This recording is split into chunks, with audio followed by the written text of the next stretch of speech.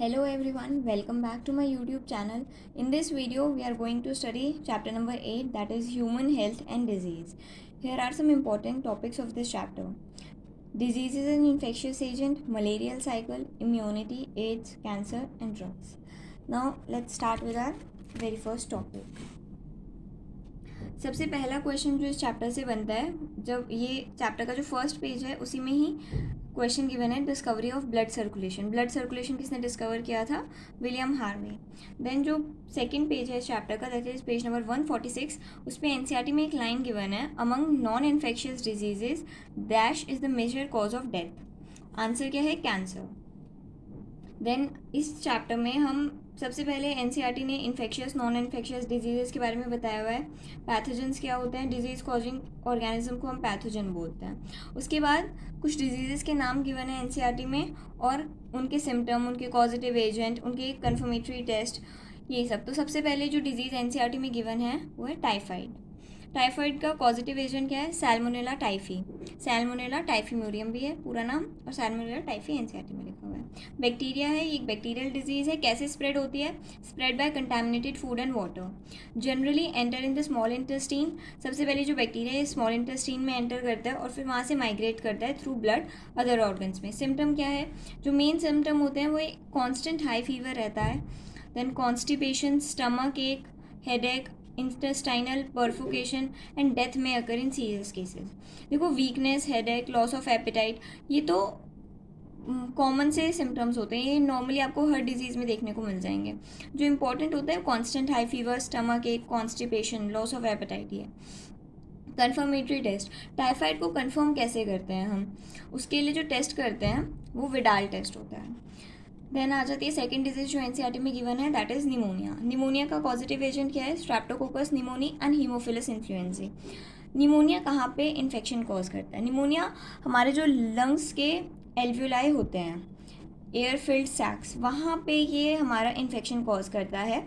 Alveoli में fluid fill हो जाता है, where alveoli get filled with fluid resulting in decrease in respiratory efficiency of lungs. जब हमारे लंग्स के एल्व्यूलाई में फ्लूइड फिल हो जाएगा तो हम उतना ज़्यादा इफ़िशिएंटली ब्रीथ नहीं कर पाएंगे, हमारी रेस्पिरेटरी कैपेसिटी जो होती है वो डिक्रीज़ कर जाएगी. अब ये स्प्रेड कैसे होता है? Spread bye inhaling droplets and aerosols release by infected person. जब भी कोई इन्फेक्टेड पर्सन है जिसको निमोनिया हो रखा है, वो स्नीज़ करेगा तो उसके स्नीज़ के साथ जो ड्रॉपलेट्स निकलती हैं, अगर उसके आसपास जो और लोग हैं वो उसको इनहेल करेंगे तो उनको भी इन्फेक्शन स्प्रेड हो जाएगा. एंड इवन शेयरिंग जो ग्लासेस होते हैं, जो यूटेंसिल्स होते हैं, झूठे ग्लास, झूठे बर्तन, इन्फेक्टेड पर्सन के अगर कोई और अनइन्फेक्टेड पर्सन उसको यूज़ करेगा उसको भी स्प्रेड हो जाएगा. सिम्टम क्या होते हैं? Fevers, chills. फीवर में चिल्स भी फील होते हैं आपको निमोनिया में. Cough, headache and in severe cases lips and finger may turn grey to bluish in colour.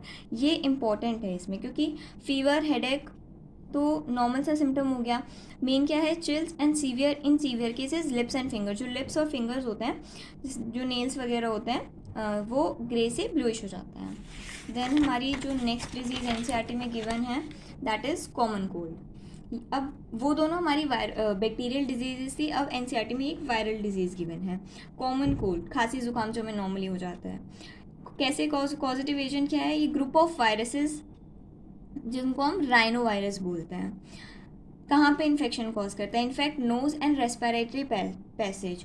जो कॉमन कोल्ड है वो हमारी नोज़ में और रेस्पिरेटरी पैसेज, जो हमारा रेस्पिरेटरी पैसेज होता है वहाँ पे इन्फेक्शन कॉज करता है, लंग्स में नहीं करता. बहुत बार ये क्वेश्चन पूछा जाता है सीबीएसई में कि कॉमन कोल्ड और निमोनिया में क्या डिफरेंस है, या निमोनिया मतलब दोनों लंग्स को इन्फेक्ट करते हैं, क्योंकि इनके सिम्टम्स कॉमन ही है, कफ, हेडेक वगैरह, तो बच्चों को ये कन्फ्यूजन हो जाती है. बट निमोनिया में हमारा एल्व्यूलाई, हमारा जो इन्फेक्शन कॉज करने का एरिया है, कॉमन कोल्ड में हमारे लंग्स इन्फेक्ट नहीं होते हैं, हमारी नोज़ इन्फेक्ट होती है. Last for 3 to 7 days. आपने देखा होगा, अगर आप नॉर्मल जो आपको वायरल जुकाम वगैरह होता है उसमें अगर आप कोई मेडिसिन नहीं भी लें तो भी वो 3 to 4 डेज़ में, 3 to 5 डेज़ में मैक्स टू मैक्स ख़त्म हो जाता है, नहीं होता है। कैसे स्प्रेड होता है? Spread by contaminated objects like pen, books, cups etcetera. Cough and sneeze droplets from infected person. Infected person जब स्नीज करता है, जब कफ करता है, तो उसके साथ जो ड्रॉपलेट्स रिलीज होते हैं वो अगर कोई नॉन इन्फेक्टेड पर्सन ले ले तो उसको भी हो जाता है। सिम्टम्स क्या हैं? सिम्टम्स सोर थ्रोट, हमारे गले में स्वेलिंग हो जाती है, गला भारी हो जाता है। Cough, headache, nasal congestion and discharge. Nasal congestion, हमें कंजेशन फील होती है, हमें हमारी नोज़ ब्लॉक हो जाती है तो उसकी वजह से हमें सांस लेने में तकलीफ होती है। होर्सनेस, हमारी आवाज़ भारी होना, ये टायर्डनेस। देन हमारी जो नेक्स्ट डिजीज़ गिवन है एनसीईआरटी में वो है मलेरिया। मलेरिया एक प्रोटोजोअन डिजीज़ है। मलेरिया का पॉजिटिव एजेंट क्या है? प्लाज्मोडियम। प्लाज्मोडियम एक प्रोटोजोआ है। प्लाज्मोडियम, 3 टाइप्स के प्लाज्मोडियम एनसीईआरटी में बताए गए हैं। Plasmodium vivax, Plasmodium malaria and Plasmodium falciparum. जो प्लाज्मोडियम फैल्सीपेरम है ये सबसे सीरियस मलेरिया कॉज करता है, फेटल होता है एंड मैलिग्नेंट। मैलिग्नेंट का मीनिंग होता है अनकंट्रोल्ड ग्रोथ होने लगे जब हमारी बॉडी में, ठीक है, और ये फेटल होता है। तो प्लाज्मोडियम फैल्सीपेरम अगर प्लाज्मोडियम है तो हमें जो मलेरिया होगा वो फेटल होगा, ज़्यादा डेंजरस होगा। वेक्टर, अब पॉजिटिव एजेंट तो प्लाज्मोडियम हो गया, इसके लिए वेक्टर भी चाहिए। वेक्टर वो जो डिजीज़ को ट्रांसमिट करता है इधर से उधर लेके जाने में, तो इसके लिए वेक्टर क्या होगा हमारा? Female Anopheles mosquito. ये क्या करती है? इसकी जो इन्फेक्शियस फॉर्म होती है, स्पोरोजाइट होती है, उसको हमें ट्रांसफ़र करती है हमारी बॉडी में। अब हम पढ़ेंगे life cycle of Plasmodium. Plasmodium की क्या लाइफ साइकिल है? सबसे पहले प्लाज्मोडियम को 2 होस्ट की रिक्वायरमेंट होती है। होस्ट वो जिसकी बॉडी में इन्फेक्शन कॉज कर रहे हैं, ठीक है। तो प्लाज्मोडियम को 2 होस्ट की रिक्वायरमेंट है to complete the life cycle. एक ह्यूमन होस्ट चाहिए और एक मस्कीटो। मस्कीटो कौन सा? Female Anopheles mosquito. प्लाज्मोडियम हमारी बॉडी में कैसे एंटर करता है? स्पोरोजोइड फॉर्म में। स्पोरोजोइड इसकी एक इन्फेक्शियस फॉर्म है जिसके थ्रू ये हमारी बॉडी में एंटर करता है through the bite of infected female Anopheles mosquito. जो फीमेल एनोफिलस मॉस्किटो है उसके पास भी प्लाज्मोडियम है, ठीक है, उसकी बॉडी में भी प्लाज्मोडियम गया हुआ है इन्फेक्टेड फॉर्म में ही स्पोरोजोइड। जब वो हमें बाइट करती है फीमेल एनोफिलस मॉस्किटो तो हमारी बॉडी में ये इन्फेक्शियस फॉर्म एंटर कर जाती है, ठीक है। Sporozoite reach blood liver cells. Sporozoite क्या करते हैं? हमारे ब्लड के थ्रू हमारे लिवर सेल्स में चले जाते हैं जहाँ पे मल्टीप्लाई करते हैं। It is followed by the attack on RBC resulting in the rupture. जब ये हमारे ब्लड से लिवर सेल्स में चले गए उसके बाद ये हमारी आरबीसी में जाते हैं, जो हमारी ब्लड सेल्स हैं ये वहाँ पे भी आरबीसी पे अटैक करते हैं और हमारी आरबीसी को रप्चर करते हैं। आरबीसी को रप्चर करना मतलब हमारी आरबीसी जो सेल होती है वो बर्स्ट कर जाती है, उसमें से जब ये इन्फेक्शियस फॉर्म जो स्पोरोजोइट है ज़्यादा मल्टीप्लाई करेंगे तो हमारी आरबीसी ऐसे बर्स्ट हो जाएगी। Rupture of RBC release a toxin called hemozoin. जब हमारी आरबीसी रप्चर हो जाती है उससे एक टॉक्सिन निकलता है जिसको हीमोजोइन बोलते हैं। ये जो हीमोजोइन है यही रिस्पॉन्सिबल होता है हाई रिकरिंग फीवर के लिए, चिल्स के लिए, शिवरिंग के लिए। जब हमें मलेरिया होता है उसका एक सिम्टम होता है हाई रिकरिंग फीवर होता है, फीवर बार बार होता है, हाई फीवर होता है बार बार, और फीवर्स में हमें चिल्स भी फील होते हैं, शिवरिंग भी फील होती है। इसका रीज़न क्या है? क्योंकि हमारी तब तक हम मलेरिया में इस स्टेज तक आ चुके हैं कि हमारी आरबीसी रप्चर हो चुकी है और हमारी बॉडी में हीमोजोइन रिलीज हो चुका है, ठीक है। High fever last for 3 to 4 days. 3 to 4 days तक हाई फीवर रहता है। These parasites enter female Anopheles mosquito when they bite an infected person. अब फीमेल एनोफिलस मॉस्किटो के पास ये पैरासाइट कहाँ से आया? जब उसने किसी इन्फेक्टेड पर्सन को बाइट किया, यानी जिस पर्सन को मलेरिया हो रखा था मॉस्किटो ने उसको बाइट किया तो उसके पास भी ये पैरासाइट फॉर्म चली गई। Then sporozoites are now stored in salivary gland of mosquito। जो स्पोरोजोइड्स होते हैं वो मस्कीटो के सिलेवरी ग्लैंड में स्टोर हो जाते हैं till it again transfer to the human body by mosquito bite. जब तक कि उसको दोबारा से कोई ह्यूमन होस्ट नहीं मिल जाता बाइट करने के लिए तब तक वो स्पोरोजोइड जो होते हैं वो सेलेवरी ग्लैंड ऑफ मस्कीटो में स्टोर रहते हैं। After entering in human body, जब वो दोबारा ह्यूमन बॉडी में एंटर कर जाते हैं ऑल इवेंट्स आर रिपीटेड, सारे इवेंट्स दोबारा से रिपीट होने लगते हैं। एनसीईआरटी में पेज 148 पे if you guys can see, brightness low करके देख लेते now is it visible. Page number 148 पे ये लाइफ साइकिल दी हुई है, लाइफ साइकिल ऑफ प्लाज्मोडियम। मैंने सेम यही लाइफ साइकिल यहाँ पे ड्रॉ करी हुई है आप लोगों को समझाने के लिए, ठीक है। सबसे पहले क्या है, when mosquito bites another human sporozoites are injected with the bite. जब कोई मस्कीटो ह्यूमन को बाइट करता है, उसकी बॉडी में ये जो स्पोरोजॉइट्स होते हैं ये आ जाते हैं, ठीक है। हमारे ब्लड में अब ये स्पोरोजॉइट्स आ गए, अब ये ब्लड से क्या करेंगे, हमारे लिवर सेल्स में जाएंगे, ठीक है। Sporozoites reach the liver through blood. Parasite reproduces asexually. अब लिवर सेल्स में जाके क्या करेंगे, एसेक्सुअली रिप्रोड्यूस करेंगे। This is very important, asexually वो रिप्रोड्यूस करते हैं। फिर क्या करते हैं, हमारी लिवर सेल बर्स्ट हो जाती है, जैसे जैसे मल्टीप्लाई करेंगे, जैसे कि इस फिगर में दे रखे हैं, जैसे जैसे ये मल्टीप्लाई करते हैं हमारी लिवर सेल्स में, यहाँ पे मल्टीप्लिकेशन हुआ, ये ज़्यादा हो गए, और फिर एंड में क्या हुआ, हमारी जो लिवर सेल थी वो ऐसे बर्स्ट हो गई, और ये जो सारे स्पोरोजॉइट्स थे ये हमारे ब्लड में फैल गए। उसके बाद क्या हुआ, जब ये ब्लड में आ गए, उसके बाद वहाँ पे भी आरबीसी में जाके दोबारा से एसेक्सुअली रिप्रोड्यूस करते हैं हमारी आरबीसी। अब हमारी आरबीसी बर्ड्स हो गई, ये आरबीसी में एंटर हुए, ये आरबीसी में मल्टीप्लाई हुए, फिर ये हमारी आरबीसी बर्स्ट हो गई, ठीक है, कॉजिंग द। अब उसके बाद क्या होगा, जब आरबीसी बर्स्ट हो गई तो यानी यहाँ पे हमारी बॉडी में हीमोजोइन रिलीज हो गया है, हमें फीवर्स होंगे, अनदर सिम्टम फीवर्स फील होगा, चिल्स फील होंगे, शिवरिंग होगी हमारी बॉडी में। Then release parasite infect new RBC. अब ये जो स्पोरोजॉइट्स रिलीज हो गए हैं, ये हमारी बॉडी में दोबारा से, मतलब ये जो न्यू आरबीसी फॉर्म होते रहता है, ये उन न्यू आरबीसीज को भी इन्फेक्ट कर देगा। उसके बाद ये आरबीसी में गैमेटोसाइट्स बनाने लगेंगे। गैमेटोसाइट्स इनकी सेक्सुअल स्टेजेस होगी। उसके बाद जब ये गैमेटोसाइट्स बन जाएंगे, जब हमें मस्कीटो, फीमेल एनोफिलस मस्कीटो दोबारा से बाइट करने आएगा, वो क्या करेगा, ये गैमेटोसाइट्स को ले लेगा, क्योंकि ये गैमेटोसाइट्स हमारे ब्लड में प्रेजेंट है। जब मस्कीटो ने हमें बाइट किया तो फिर उसने ये गैमेटोसाइट्स ले लिए ब्लड के साथ। फिर क्या हुआ, अब ये जो उसने गैमेटोसाइट्स ले लिए, अब हमें सेक्सुअल स्टेजेस करनी है, फर्टिलाइजेशन होना है, डेवलपमेंट होना है, वो कहाँ होगा, मस्कीटो की गट में होगा। जो सेक्सुअल स्टेजेस होते हैं वो मस्कीटो की गट में होते हैं, ठीक है। देन उसके बाद फर्टिलाइजेशन हो गया, डेवलपमेंट हो गया। अब ये जो मेच्योर इन्फेक्टेड स्टेजेस हैं, जो मेच्योर स्पोरोजाइट्स हैं, वो क्या करेंगे, मस्कीटो की गट से निकल के उसके सेलिवरी ग्लैंड में चले जाएंगे, ठीक है। ये मस्कीटो की गट थी, यहाँ से निकल के उसके सेलिवरी ग्लैंड में चलेगा, और वहीं पे ही स्टोर रहते हैं जब तक उसे दोबारा से कोई ह्यूमन होस्ट नहीं मिल जाता, ठीक है। ये हो गया हमारा मलेरियल साइकिल। 2 होस्ट रिक्वायर्ड थे, यहाँ से यहाँ तक की साइकिल, गैमेटोसाइट्स बनने तक की साइकिल ह्यूमन होस्ट में हुई, सेक्सुअल स्टेजेस हुए मस्कीटो होस्ट में। नेक्स्ट डिजीज जो एनसीईआरटी में गिवन है वो है अमीबाइसिस। इसको अमीबैक डायसेंट्री भी बोलते हैं। कॉजेटिव एजेंट क्या होता है, एंटमीबा हिस्टोलिका।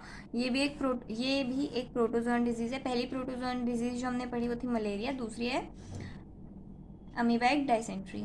एंडोपैरासाइट है, मतलब बॉडी के अंदर रहता है। कहाँ रहता है, लार्ज इंटेस्टाइन में रहता है। कैरियर क्या है, इस डिजीज़ का भी कैरियर है। कैरियर वो जो पॉजिटिव एजेंट को होस्ट बॉडी तक लेके आए। House fly transmit parasite from faeces of infected person to food. जो इन्फेक्टेड पर्सन का वेस्ट मटेरियल होगा उसको अनइन्फेक्टेड पर्सन के फूड वगैरह तक लेके आते ताकि अनइन्फेक्टेड पर्सन भी इन्फेक्टेड हो जाए।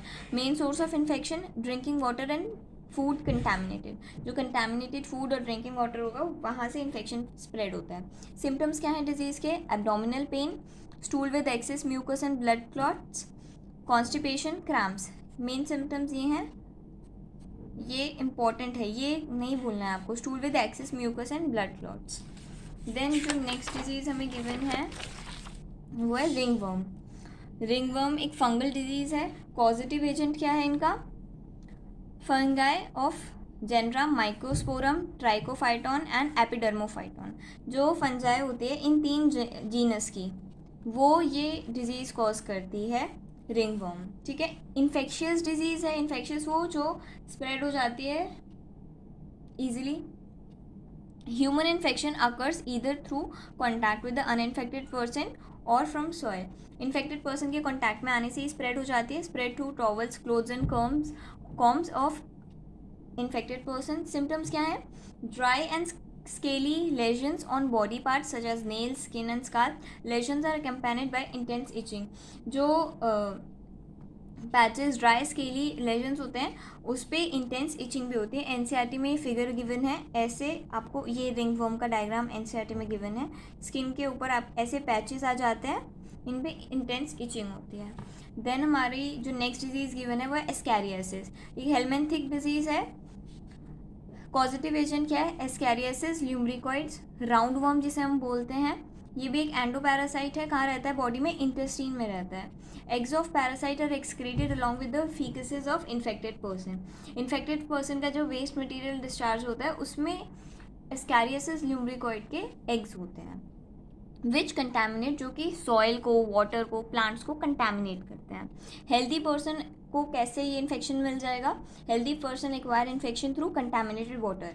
जो वाटर कंटैमिनेटेड होगा, वेजिटेबल, फ्रूट्स ऑफ कंटैमिनेटेड, उनसे इन्फेक्शन कॉज होता है।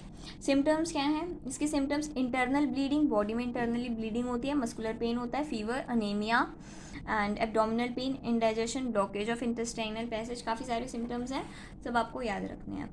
सबसे इंपॉर्टेंट क्या होता है, क्वेश्चन कैसे बनता है इन सब डिजीज़ पे? वो ऐसे नहीं पूछेगा कि रिंगवर्म के बारे में सब कुछ बता दो या एस्कैरियासिस के बारे में सब कुछ बता दो। वो आपको या तो पॉजिटिव एजेंट दे देगा, या डिजीज़ दे देगा, या सिचुएशन बेस्ड क्वेश्चन दे देगा। वो आपको सिम्टम्स बता देता है कि ये सिम्टम एक पर्सन में हुए तो उसको कौन सी डिजीज़ हो सकती है, पॉजिटिव एजेंट क्या होगा, कैसे वो डिजीज़ स्प्रेड हुई, वो आपको सिम्टम्स दे के पूछ लेगा। जो केस बेस्ड क्वेश्चंस बनते हैं वो ऐसे बनते हैं। नेक्स्ट हमारा एनसीईआरटी में कौन सी डिजीज़ गिवन है? वो है फिलेरियासिस या फिर एलिफेंटियासिस। इसको फिलेरियासिस भी बोलते हैं, इसको एलिफेंटियासिस भी बोलते हैं। पॉजिटिव एजेंट क्या है? वाउचेरिया बैनक्रॉफ्टराई एंड वाउचेरिया मलाई। Vector female Culex mosquito. ध्यान रखना, वहाँ पे हमने फीमेल एनोफिलस मॉस्किटो पढ़ा था मलेरिया में, यहाँ पे है female Culex mosquito. Elephantiasis, elephantiasis इस डिजीज़ को क्यों बोलते हैं? क्योंकि इस डिजीज़ में क्या होता है, जो हमारे लिम्स होते हैं, जनरली जो लोअर लिम्ब होता है वो ऐसे एलिफेंट के जैसे स्वेल कर जाता है, हमारा एक्सेसिव स्वेलिंग होती है, पैर जो होता है ना वो एलिफेंट के जैसा बन जाता है, तो इसे एलिफेंटियासिस बोलते हैं इस डिजीज़ को। सिम्टम क्या होता है? क्रोनिक इन्फ्लामेशन होती है इन ऑर्गन्स दे लिव। जहाँ पे पॉजिटिव एजेंट रहता है वहाँ पे क्रोनिक इन्फ्लामेशन होती है, बहुत ज़्यादा इन्फ्लामेशन हो जाती है, ठीक है। ब्लॉकेज ऑफ लिम्फेटिक वेसल, जो हमारी बॉडी में लिम्फेटिक वेसल्स होती हैं उनमें ब्लॉकेज हो जाती है। जनरली ऐसा लोअर लिम्ब में होता है, हमारे पैरों की नसों में ऐसा होता है कि वो उनकी लिम्फेटिक वेसल्स ब्लॉक हो जाती हैं, एक्सेसिव स्वेलिंग होती है। Lower limb appear like legs of elephant, elephant के जैसा हमारा पैर दिखने लगता है, इसलिए इस डिजीज़ को एलिफेंटियासिस बोलते हैं। जेनाइटल ऑर्गन्स ऑल्सो गेट, जो हमारे जेनाइटल ऑर्गन्स होते हैं वो भी इफेक्ट हो जाते हैं, रिजल्टिंग इन ग्रॉस डिफॉर्मिटीज़ आ जाती हैं। देन हमारा एनसीईआरटी में नेक्स्ट पेज पे, जो हमारा पेज नंबर 150 है, उसमें सबसे पहले जो ऊपर 2 पैराग्राफ दिए हैं उनसे कुछ क्वेश्चन बन जाते हैं। एनसीईआरटी में एक लाइन गिवन थी, उससे मैंने एक क्वेश्चन बनाया, which fish feed on mosquito larva? Gambusia, ठीक है। देन नेक्स्ट क्वेश्चन हमारा बनता है, Aedes mosquito is vector for which two disease? यहाँ पे हमने एडीज मस्कीटो की बात करी है। अब तक हमने एनोफिलस मस्कीटो पढ़ा था, क्यूलेस मस्कीटो पढ़ा था, यहाँ पे एडीज मस्कीटो कौन सी डिजीज़ के लिए, कौन सी 2 डिजीज़ के लिए वेक्टर का काम करता है? Dengue and chikungunya. Then use of vaccine and immunization has completely eradicated which disease? Vaccination और इम्यूनाइजेशन से कौन सी डिजीज़ है जो कम्प्लीटली इरेडिकेट हो चुकी है, कम्प्लीटली ख़त्म हो चुकी है? स्मॉल पॉक्स को हमने वैक्सीनेशन और इम्यूनाइजेशन के थ्रू कम्प्लीटली ख़त्म कर दिया है। जो नेक्स्ट टॉपिक हमारा आता है वो है इम्यूनिटी। What is immunity? किसी भी ऑर्गेनिज्म की बॉडी में वो एबिलिटी जो हमें डिफेंड करती है किसी पर्टिकुलर डिजीज़ का डेवलपमेंट होने से, यानी हमारी बॉडी में ही अपने आप में ये क्षमता होती है कि अगर कोई पैथोजन, कोई डिजीज़, कोई पैथोजन या कोई भी माइक्रोब हमारी बॉडी में आया है, कोई फॉरेन पार्टिकल, तो हम उसके खिलाफ खुद को बिना किसी मेडिसिन की भी हम उसको डिफेंड कर लेते हैं। डिपेंड करता है पैथोजन कौन सा आया, कुछ हद तक हम प्रिवेंट कर लेते हैं, बाकी जब हमें सिम्टम शो होने लगते हैं तो हमें मेडिसिन वगैरह लेनी पड़ती है, बट हमारी बॉडी खुद में भी एबिलिटी होती है कि हम उससे फाइट कर सकें। 2 टाइप की इम्यूनिटी होती है, कि इन्नेट इम्यूनिटी होती है, कि एक्वायर्ड इम्यूनिटी होती है।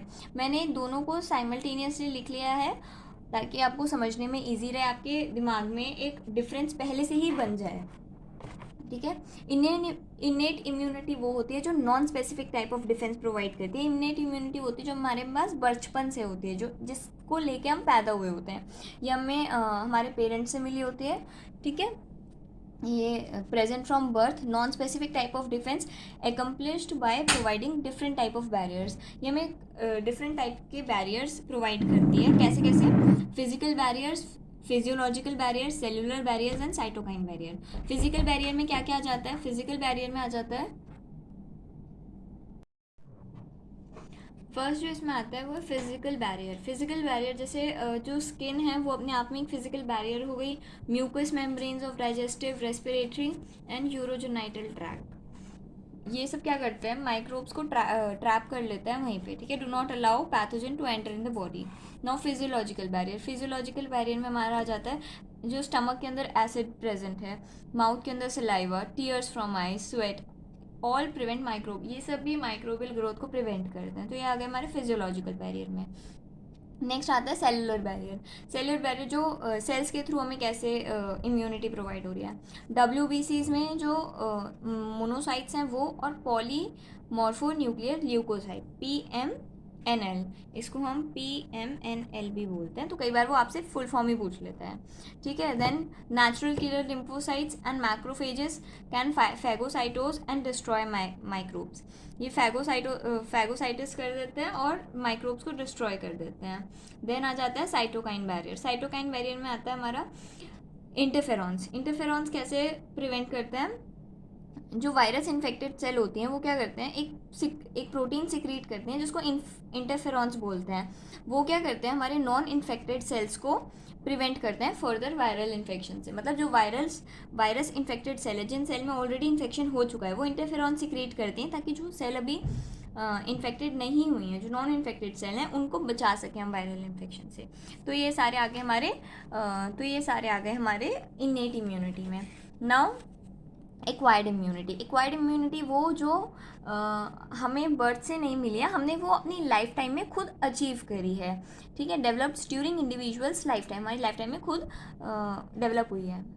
नेक्स्ट पॉइंट आ जाता है, जब हमारा इम्यून सिस्टम किसी भी पैथोजन के फर्स्ट टाइम डिटेक्ट करता है तो हमारी बॉडी एक प्राइमरी रिस्पॉन्स प्रोड्यूस करती है। उसे पता नहीं होता कौन सा पैथोजन है, कैसे रिस्पॉन्स करना है।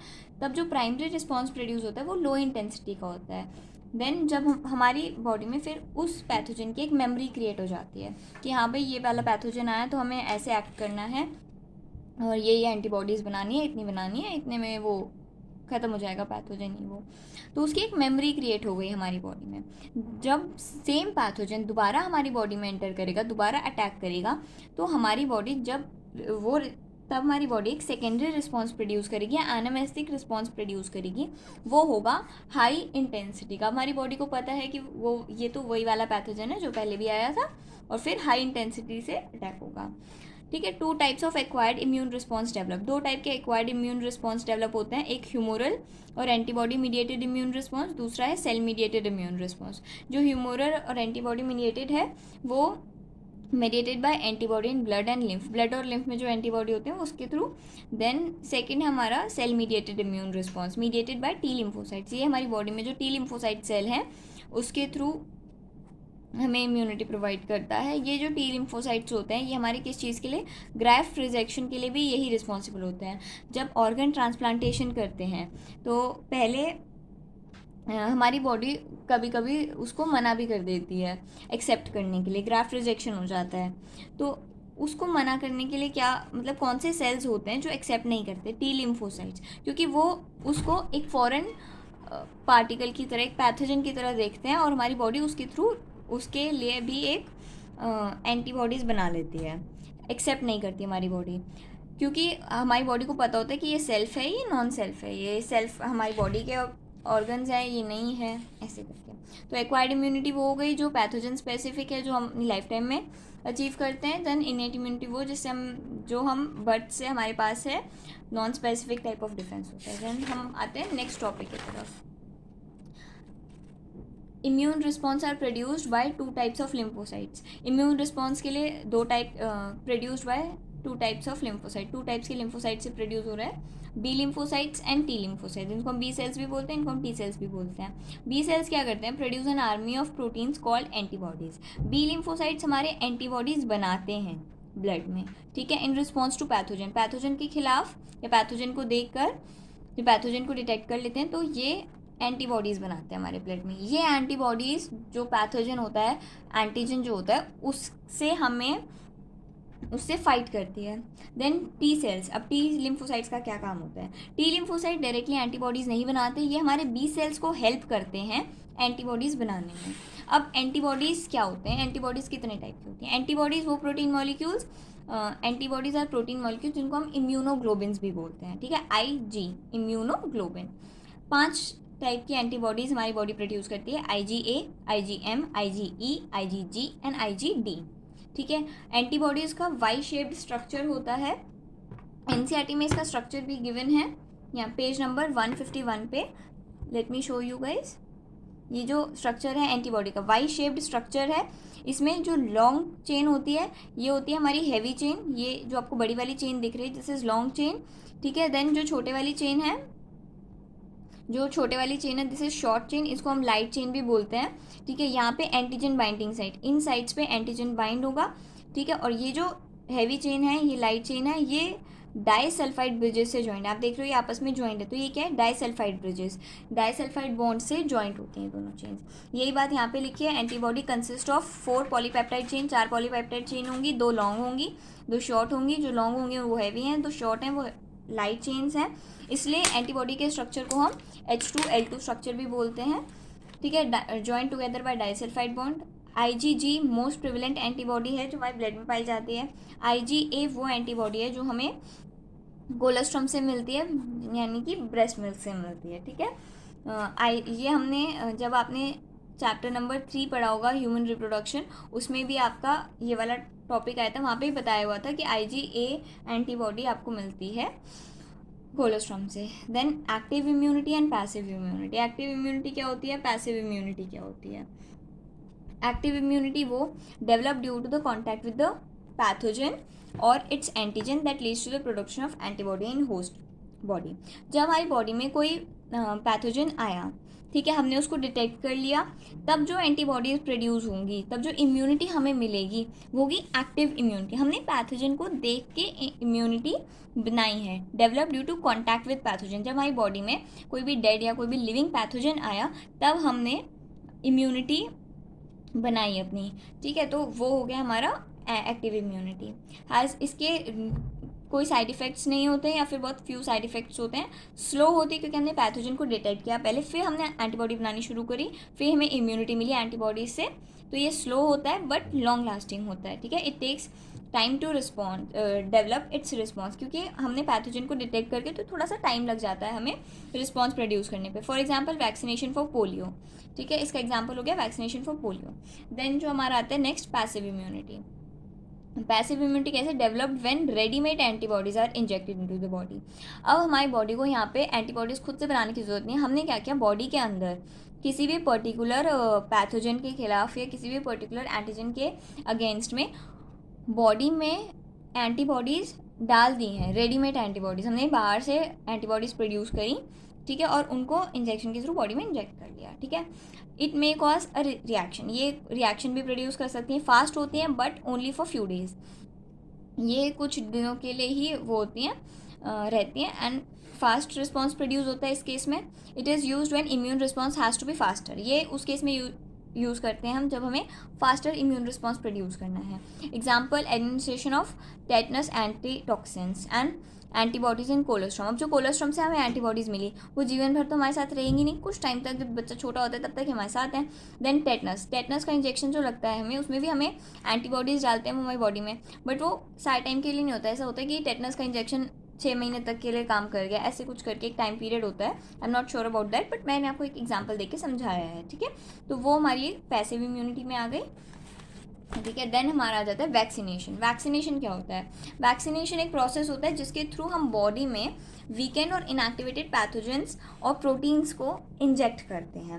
वैक्सीनेशन क्या होता है? बेसिकली हमने क्या किया, हमारी बॉडी में, अब हमने जैसे छोटे बच्चों को वैक्सीन लगती है किसी पर्टिकुलर डिजीज़ के खिलाफ, तो हमें पता है कि जब हमें ये डिजीज़ होगी तो इसको मारने के लिए, उस पर्टिकुलर डिजीज़ को, उस पर्टिकुलर पैथोजन को किल करने के लिए हमें या तो ये वाला पैथोजन सही है, ठीक है, तो हम कुछ केस में क्या करते हैं, इनएक्टिव पैथोजन इंजेक्ट करेंगे बॉडी में। वैक्सीनेशन में इनएक्टिव पैथोजन होगा, जब हमारी बॉडी में वो पर्टिकुलर डिजीज़ कॉजिंग पैथोजन आएगा तो हम क्या करेंगे, ये वाला पैथोजन एक्टिव हो जाएगा, उसने डिटेक्ट कर लिया कि हाँ भाई अब मुझे इससे फाइट करनी है, तो ये एक्टिव फॉर्म में आ जाएगा तब, और एंटीबॉडीज़ प्रोड्यूस कराएगा। ठीक है, या फिर कुछ केस में क्या करते हैं, हम डायरेक्टली एंटीबॉडीज़ ही इंजेक्ट कर देते हैं बॉडी में, ठीक है, किसी पर्टिकुलर डिजीज़ के खिलाफ। तो वैक्सीनेशन एक प्रोसेस होता है जिसके थ्रू हम बॉडी में वीकेंड और इनएक्टिवेटेड पैथोजन या फिर वैक्सीन्स, प्रोटीन्स ही इंजेक्ट कर लेते हैं into a person to provide protection against a disease, किसी पर्टिकुलर डिजीज़ के खिलाफ प्रोटेक्शन प्रोवाइड करने के लिए।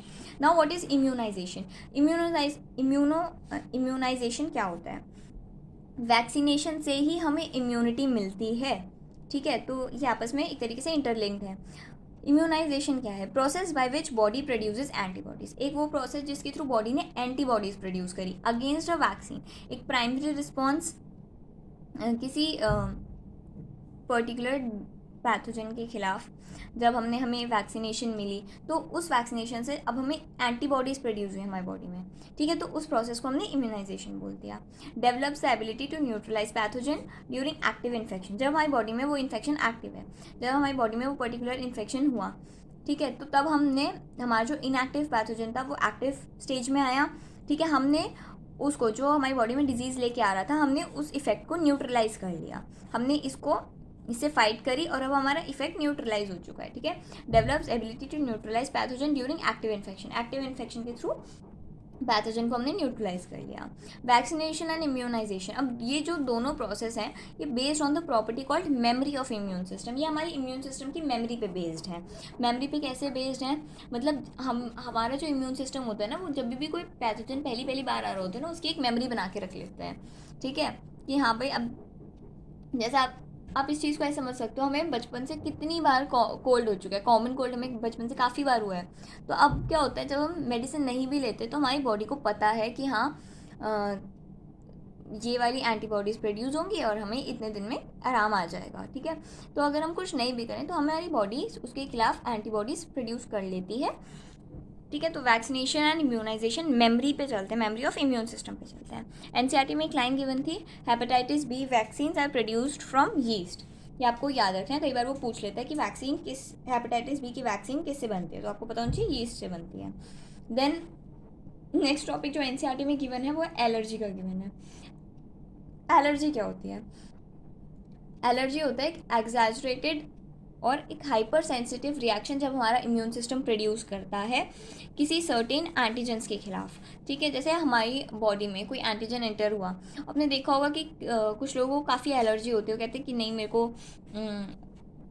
परफ्यूम से एलर्जी है, या तो क्या होता है वो जो पर्टिकुलर एरोमा जब उनकी नोज़ में जाता है ना तो उन्हें स्नीजिंग होने लगती है, उन्हें रेडनेस हो जाती है, कुछ लोगों को टीयर्स भी आ जाते हैं, तो हमारी body hyper sensitive reaction produce करती है। तो ऐसा कुछ रिस्पॉन्स जब किसी पर्टिकुलर पैथोजन के आने पे होता है तब उसको हम बोलेंगे, एनवायरनमेंट से कोई पर्टिकुलर पैथोजन हमारी बॉडी में एंटर हुआ, हमें स्नीजिंग होने लगी, हमें कोल्ड हो गया, हमें रेडनेस हो गई, कभी कभी कुछ केसेस में हमें इन्फ्लामेशन भी हो जाती है किसी पर्टिकुलर बॉडी पार्ट में, तो ये सब एलर्जी के अंदर आते हैं।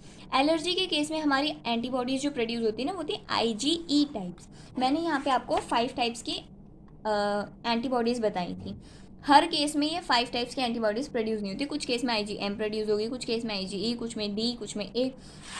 तो एलर्जी के केस में IgE टाइप की एंटीबॉडीज़ प्रोड्यूस होती हैं, ठीक है। और जब कॉज क्या होता है, chemicals like histamine and serotonin release from mast cell, हमारी बॉडी में जो मास्ट सेल प्रेजेंट होते हैं उनसे हिस्टामिन और सेरोटोनिन सिक्रीट होता है, ये आपको टर्म्स याद रखने हैं एलर्जी के केस में, ठीक है। सिम्टम्स क्या होता है? सिम्टम्स एलर्जी के सिम्टम्स कुछ बेसिक सिम्टम्स होते हैं एलर्जी के, like sneezing, watery eyes, running nose and difficulty in breathing. Drugs, अब इसके केस में हमें क्या मेडिसिन लेनी चाहिए? जो एलर्जी की मेडिसिन होती हैं ना उसमें बेसिकली एंटी हिस्टामिन होता है और एड्रेनलिन और स्टेरॉइड्स होते हैं which quickly reduce the symptoms of allergy, वो एलर्जी के सिम्टम्स को क्विकली रिड्यूस कर देता है। नेक्स्ट टॉपिक हमारा एक छोटा सा टॉपिक एनसीईआरटी में गिवन है, ऑटो इम्यूनिटी। ऑटो इम्यूनिटी क्या होता है? Auto immunity abnormal immune response है जिसमें in which immune system of body starts rejecting its own body cells, एक एबनॉर्मल ऐसा इम्यून रिस्पॉन्स जिसमें हमारी बॉडी ना हमारे खुद के बॉडी सेल्स को एक्सेप्ट करने से मना कर देती है, उनको रिजेक्ट करने लगती है। बॉडी सेल्फ और नॉन सेल्फ का फ़र्क भूल जाती है, ठीक है। बॉडी खुद के सेल्स को ही डिस्ट्रॉय करने लग जाती है एक तरीके से, ठीक है। इसका एग्जाम्पल हो गया rheumatoid arthritis and Edison's diseases. ये ऑटो इम्यून डिजीजेज हैं। इसके ऑटो इम्यून डिजीज़ के और भी काफ़ी सारे एग्जाम्पल हैं जो आपने क्लास 11th में पढ़े होंगे। इसमें क्या करती है बॉडी ना सेल्फ सेल्स को, मतलब हमारी बॉडी के जो खुद के सेल्स हैं ना उन्हीं पे ही अटैक करती है, इसलिए हमने कहा कि body start rejecting its own cells. Now next topic आ जाता है हमारा immune system of the body, ठीक है। Components of immune system. Immune system के क्या क्या कंपोनेंट्स हैं? पहला जाता है lymphoid organs, then immune cells, lymphoid tissue, then soluble molecules like antibodies. Lymphoid organs हो गए, लिम्फॉइड टिश्यू हो गए, इम्यून सेल्स हो गई और एंटीबॉडीज़। अब लिम्फॉइड ऑर्गन्स किस किस में डिवाइडेड हैं? Lymphoid organs primary lymphoid organs होते हैं, कुछ होते हैं secondary lymphoid organ. Primary lymphoid organ में मेनली हमारे आ जाते हैं 2 ऑर्गन्स होते हैं, बोन मैरो और थाइमस। सेकेंडरी लिम्फॉइड ऑर्गन में हमारे स्प्लीन, लिम्फ नोड्स और माल्ट आ जाता है, ठीक है। देन बोन मैरो से प्राइमरी लिम्फॉइड ऑर्गन्स कौन से होते हैं? वो ऑर्गन्स वेयर लिम्फोसाइट्स ओरिजिनेट, जिनमें लिम्फोसाइट्स ओरिजिनेट होते हैं and mature to become antigen sensitive. Antigen sensitive होने तक, मैच्योरिटी तक वो वहाँ पे रहते हैं। लिम्फोसाइट्स उसी इन्हीं ऑर्गन्स में ओरिजिनेट होते हैं और मैच्योर भी इन्हीं में होते हैं। सबसे पहले हम पढ़ेंगे बोन मैरो। बोन मैरो में क्या होता है? प्राइमरी लिम्फॉइड ऑर्गन है जहाँ पे all blood cells including lymphocytes originate, सारे ब्लड सेल्स बोन मैरो में ही ओरिजिनेट होते हैं इंक्लूडिंग लिम्फोसाइट्स। देन हमारा आ जाता है bone marrow provides micro environment for development and maturation of B lymphocytes. यहाँ पे हमारे बी लिम्फोसाइट्स डेवलप होते हैं और मैच्योर होते हैं बोन मैरो में। Then thymus. थाइमस एक लोब्ड ऑर्गन है जो कि कहाँ पे लोकेटेड होता है? हार्ट के पास में लोकेटेड होता है, beneath the breast bone, breast bone के नीचे हार्ट के पास में लोकेटेड होता है। Then quite large.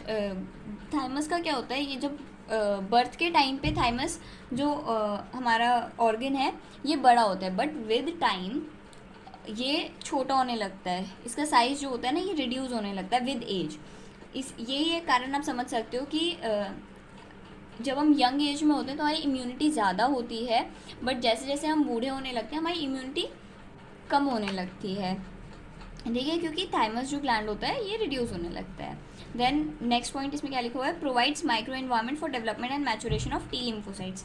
थाइमस में टी लिम्फोसाइट्स, बोन मैरो में बी लिम्फोसाइट्स डेवलप होता है, मैच्योर होते हैं। इसको ऐसे भी समझ सकते हो, यहाँ पे टी लिम्फोसाइट्स का जो टी है थाइमस का टी, बी लिम्फोसाइट्स का जो बी है ये बोन मैरो, ठीक है, ये इसी को ही रिप्रेजेंट करता है। Then secondary lymphoid organ. Secondary lymphoid organs कौन से होते हैं? Where lymphocytes interact with antigen and proliferate to become effector cells. Effector cell बनने के लिए यहाँ पे यहाँ पे लिम्फोसाइट्स जो हैं वो हमारे एंटीजन से इंटरैक्ट करते हैं।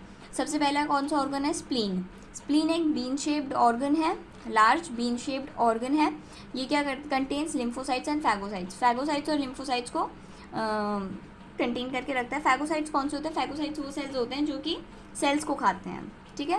Act as a filter of blood. ये ब्लड के फिल्टर की तरह एक्ट करता है by trapping blood borne micro organism. जो ब्लड में हमारे माइक्रो ऑर्गेनिज्म होते हैं ना उनको ट्रैप कर लेता है। Large reservoir for erythrocytes. RBC का एक रिजर्वॉयर है ये।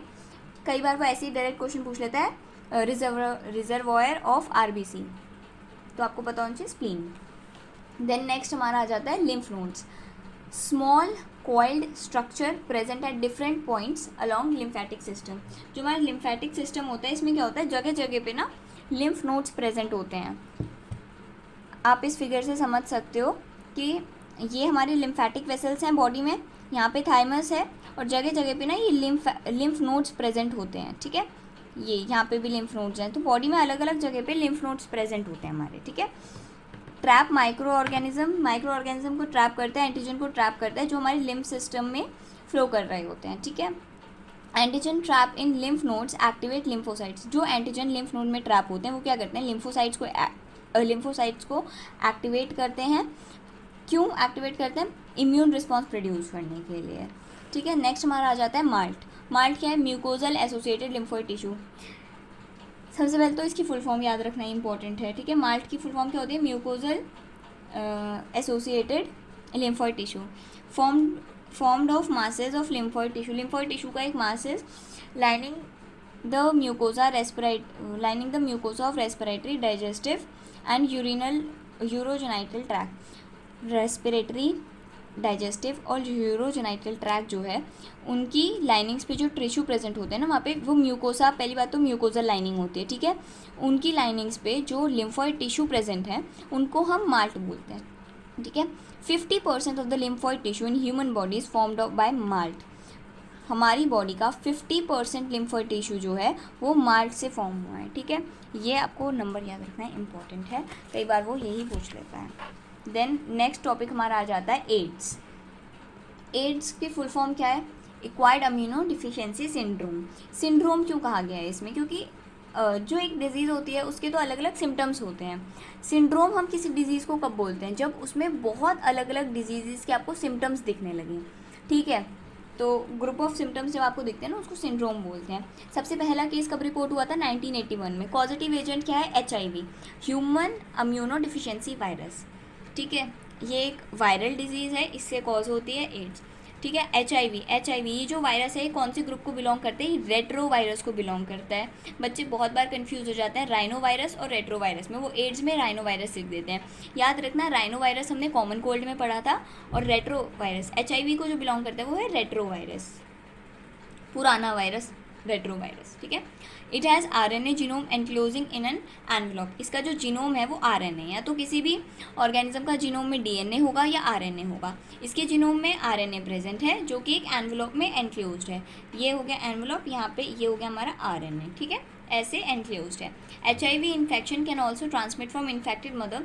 HIV इन्फेक्शन अब कैसे कैसे स्प्रेड हो सकता है? पहली चीज़ तो ये इन्फेक्टेड नीडल से, ठीक है, बॉडी फ्लूइड से स्प्रेड होता है। बट जो इन्फेक्टेड मदर है, अगर मदर को ही HIV हो रखा है और अगर उसके वो एक फीटस को कैरी कर रही है, तो उस बच्चे को भी HIV इन्फेक्शन हो सकता है थ्रू प्लेसेंटा, क्योंकि हमारी बॉडी में जो प्लेसेंटा टिश्यू होता है, प्लेसेंटा टिश्यू का क्या काम होता है? न्यूट्रिशन प्रोवाइड करता है मदर से फीटस को, ठीक है। तो उसके थ्रू इन्फेक्शन भी स्प्रेड हो जाएगा। देन बॉडी फ्लूइड से स्प्रेड होता है।